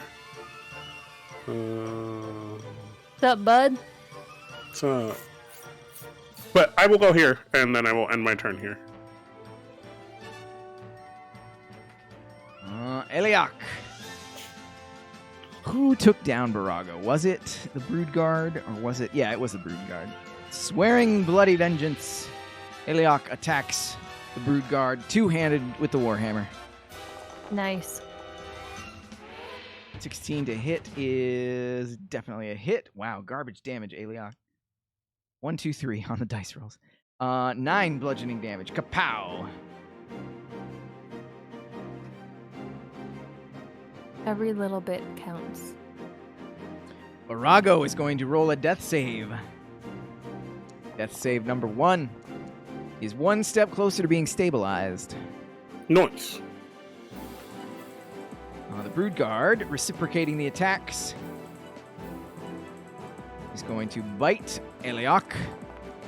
Gonna hit Aliok. He's gonna claw Aliok twice. 2 hits. Ooh, a 10 and an 8. 18 damage to Aliok.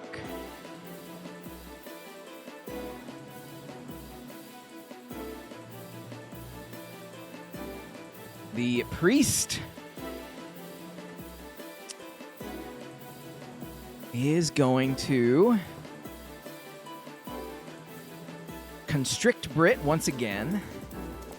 Get off of me. Oh, but miss on the constriction. That's because this time I saw it coming. We're going to do it again. Oh, wait, no, she can only constrict once. So she's going to bite Brit. Damn it. Garbage rolls. No, she's not. All right. I think I have her number now. Yeah, all right. Next up is Brit. We're swinging with the axe.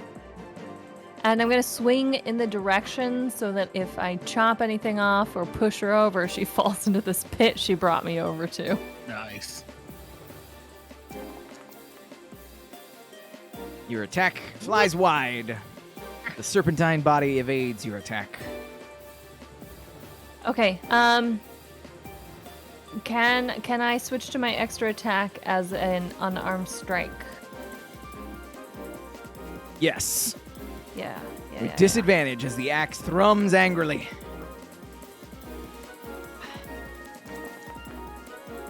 God dang it! You miss with your unarmed strike. Shite! I just can't catch a break. Okay. Here we go. We are going to... Can't do that. Can't do that.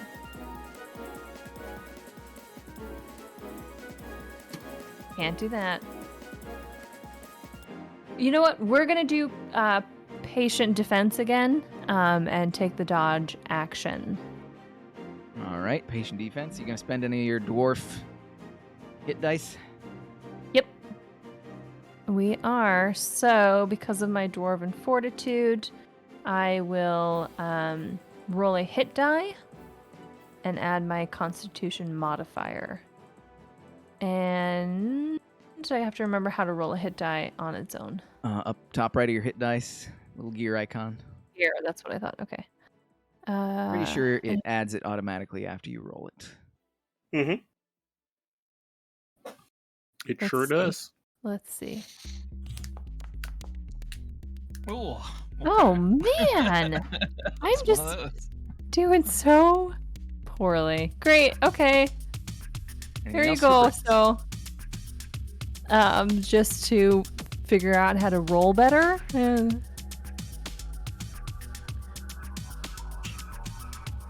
Furby's up. I hate to ask this question constantly, but what was the rule about bonus actions and then cantrips and spells? If I do a... You can only cast 2 spells, 1 normal action, 1 bonus action, if they're both cantrips. So if I wanted to do a healing first level spell and then a cantrip action. Oh, shoot. I always get this wrong as well. I feel like it's opposite of what you just said. I feel like... So if I can do a healing word as a bonus action, a first level spell, and then also a 1 action cantrip. I don't think I can do 2 cantrips as a bonus action and an action.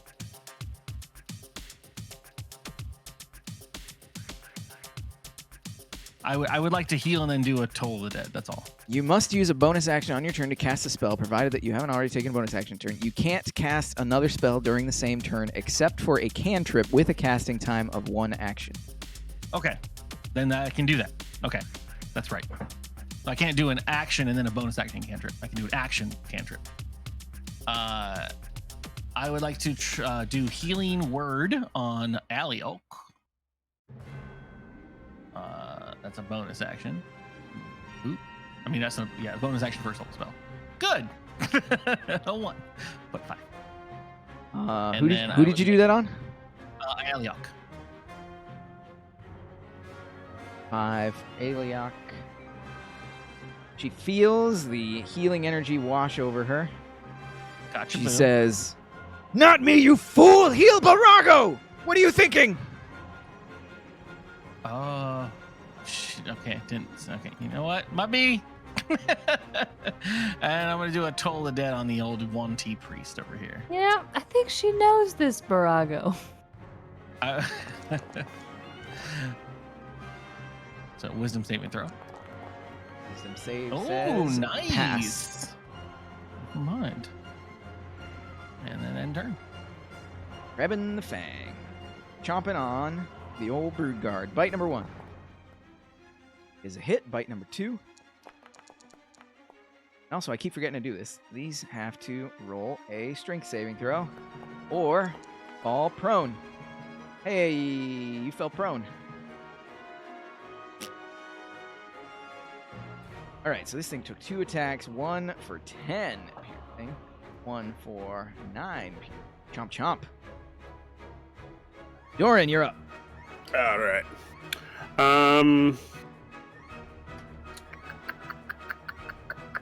Can I move to this space and attack this person? Yes. All right, that's what I'm gonna do then. Not even gonna do anything special, just the Sword of Yom.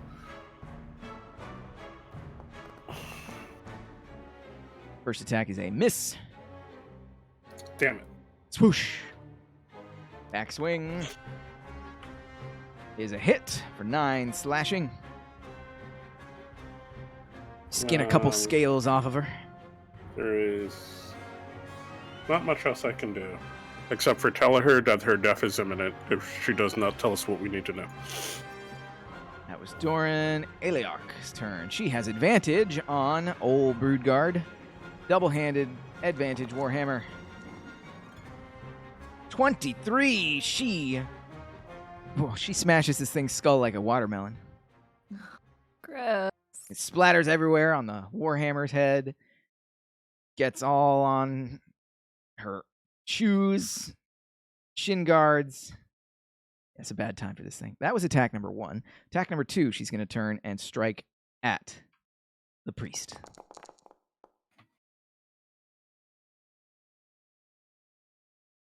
.22 to attack is another hit for 15.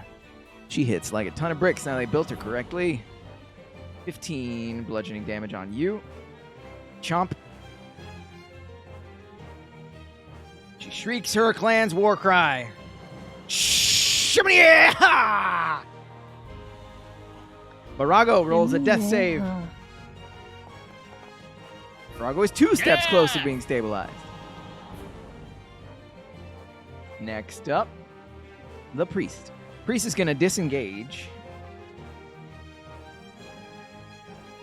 and slither down into this pit. Ew! My. You hear it speaking some strange, slithery sounding words as it disappears into the shadowy shade. That's right, you run back to Mommy. Britt, you're up. I hurl that magnificent insult towards... So that's, major part of my action That's here. an action for sure. Yeah, for sure. I mean... This guy's dead. This guy's dead. This guy's dead. I'm gonna check out this room. That's what I'm gonna do. Oh, other way around. Damn it.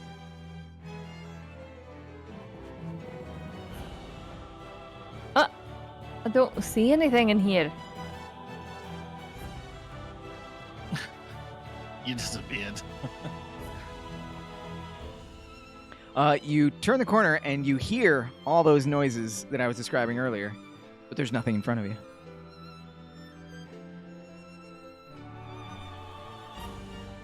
I want to shout out to my companions. I thought I heard something from this room, but there's nothing in here. And can I tell if there's any sort of like enchantment over this area? Is there any like shimmering or movement in the sand Roll that would an suggest Arcana check. that anything is invisible? Not great. You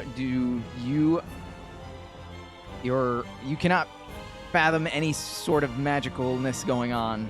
You just hear the sounds of the shrieking, blood-curdling wails, but you don't see anything in front of you. Okay. Then I'm double moving to move back. Okay. So Stop crowding me! Stop crowding me! Sorry. You're in my space! Sorry. Aliok, I don't know if I can help Barago, except that our friends maybe can do so, but if you want to try this random, unmarked, bubbly red potion, I'd be willing to feed it to Barago if we don't have any other choice. And then I end my turn. See if I can do this correctly this time.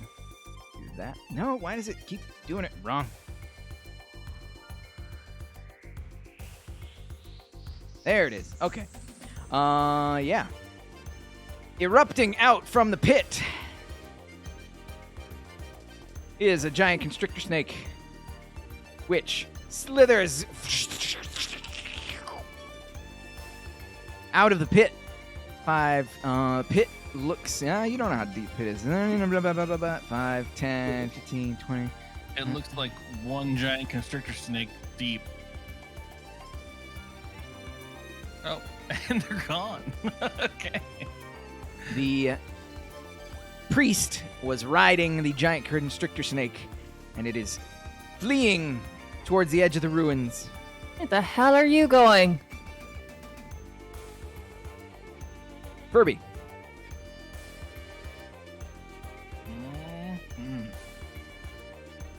Measurement time.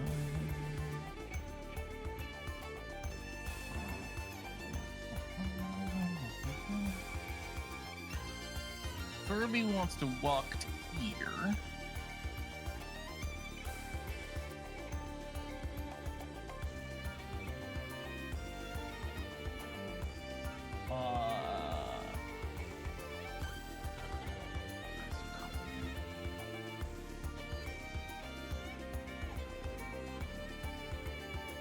I want to cast Wall of Stone up here. Ooh.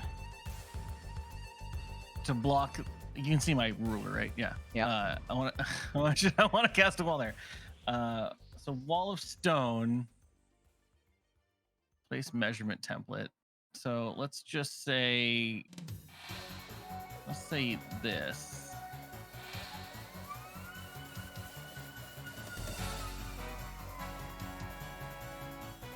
And you parse that as you will. It's a 10-foot high wall that appears, a non-magical stone wall appears, and you put it 100 feet there. 5, 10, 15, 20, 20. Yeah, that's 100 feet. Yeah. You conjure Wall of Stone. And then that's going to be... spell. Can I, can I do a spell, and then a bonus action spell, right? You cast a... The bonus action can be... action. The bonus action can be whatever. The other spell has to be a cantrip, so no, you cannot. Has to be a cantrip. Got it. Okay, cool. Good. Good enough. Then I will, that will end my turn there. Krebin the Fang, seeing prey, 5, 10, 15, 20. Pray. 25. I love Crab right now. Chomps at the constrictor snake. Actually, yeah, because it has to be the constrictor snake because Yuan T riding it is no longer in range. Bite number 1. Bite number 2. Crit on the bite. All right. First, this thing's going to roll a strength check. And it fell prone. Wow. How's that falls How's prone. that priest doing? Yeah, that priest is going to make a whoopsie dex check? saving throw to see if she holds on. Which she does. Okay, she holds on. But yeah, let's see. 20 to attack. No, 30 to attack for crit damage on the snake, yes. Rolling on the crit chart for Krebin.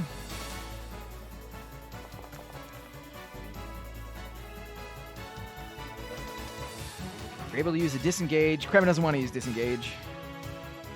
So yeah, Krebin attacked for the second bite. Second bite was also a hit for 6 piercing damage. Chomp chomp. Oh shoot. No, I'm going to take that back because, yeah, Krebin's going to be tactical about this. So the first attack was the hit. I'm going to give him back that 6 that I just took off. The second attack is going to be a grapple. And so Krebin made the grapple attack of 20 against the snake's athletics. Haha, the snake is now grappled. Snake cannot run away. All right, Krebin, good job. Very tactical. Doran. Yes. Doran is going to move to here. I'm going to go to back to the crossbow. I'm going to aim for the priest. The priest is still clinging to the... They're both prone, effectively, so ranged attacks have disadvantage. Okay. Yeah, I'll still do it. Go for it. Oh, man. This trick shot hits. 17. This trick shot hit. AC's actually really low. 10 piercing damage. Ranged attacks.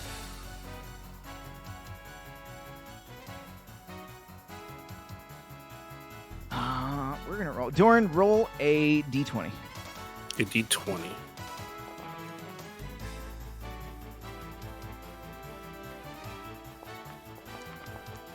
You rolled lower than I did, so the arrow does not kill the priest, but she is now unconscious and bleeding out. Anything else for Doran?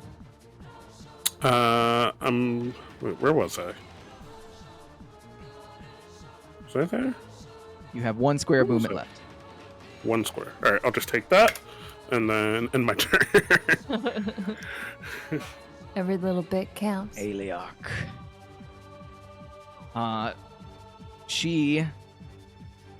Brit said blah, blah, blah, blah, blah, blah, blah. Aliarch leaps over Barago and says, I leave him in your care. I go to avenge my tribe. 5, 10, 15, 20, 25. There she is.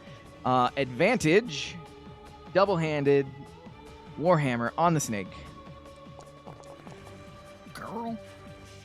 Oh, still only a 13. That'll do. It's only a snake.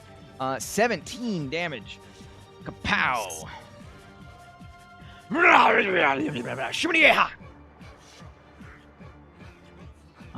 is going to make another death save.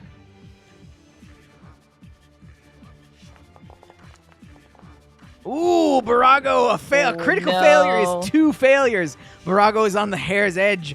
2 successes and 2 failures. 1 more either way, and he will either die or be stabilized. But it just so happens now to be... did I mark the priest as dead? I should have marked the priest as dead.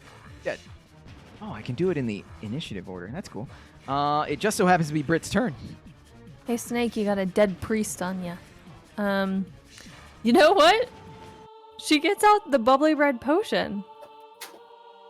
and she pours it into Barago's mouth. Let's Pour do it. the bubbly red potion into... Wow, find out what's in that. Do you guys remember where I got this? You got this in the sunken temple from the statue that you traded an item and you got an item. That's correct. So, you pour the liquid, the bubbly red potion, down Barago's throat. And I cross my fingers. Barago, even though he's unconscious, his eyes grow extremely wide, and he begins coughing and retching. And in serious, serious pain, clutches his stomach. What? Wow, garbage damage. Barago takes damage while unconscious from this bubbly red potion that you did not know what it was. Taking damage is an automatic failure. Barago grasps up at Brit, and then his hand falls down. And his eyes are bloodshot and veined, and his tongue lolls out of his head, and he breathes his last. You know, I really thought that by trading something, I would have gotten something good.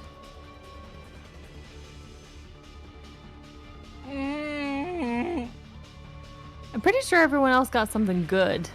So I just assumed it was something good. Anything else for Brit Barrel? No, thank you. The giant constrictor snake is going to stand up. Oh, shoot, no. It's grappled. When you are grappled, Restrained. your movement speed Zero movement. is 0. So it has to remain prone. So it is going to try and escape the grapple. It's going to be athletics versus athletics. Strong versus strong. 19 versus 14. Escapes the grapple. Is no longer grappled, and it is going to use half of its movement to become unprone, and then it's going to slither away. Krebin does not take an opportunity attack as it squeezes between the stone wall and the ruin wall. 5. Krebin turns to Eliok as the snake begins to slide away. The priest is dead. This snake has no reason to attack us any longer. And Eliok grunts and turns back to look towards Brit Barrel. No! And her Brit, jaw run! drops. Well, You successfully I resolved did- combat. Was I the only music did what I thought I from could do. Steve Kaz's sneeze? No, that was just me.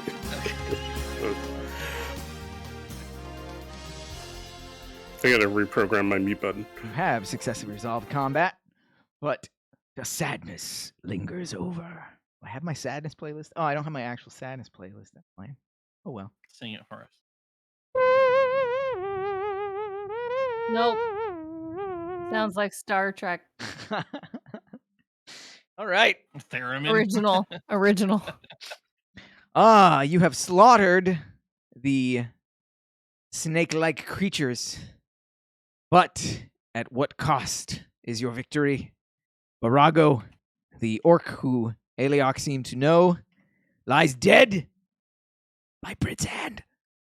And the warg, Miramak, also lies dead, slain by the snakes.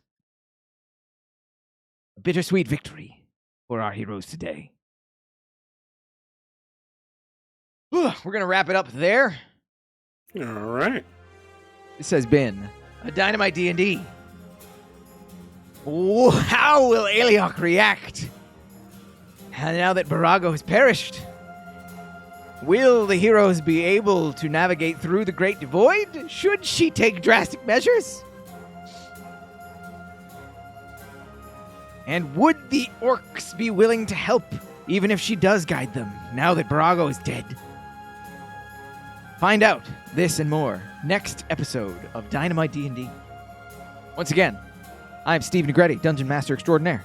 That is Curly, Furbolg, Druid Extraordinaire. That is Kaz, Half-Elf Fighter Extraordinaire. And that is Carissa, Dwarven Monk Extraordinaire.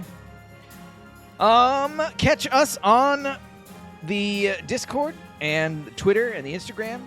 And if you're really having a good time, check us out on the Patreon to find out when our next session is. Speaking of Patreon, if you are a patron, you get a by name shout out, which I'm going to do now as I play the outro theme.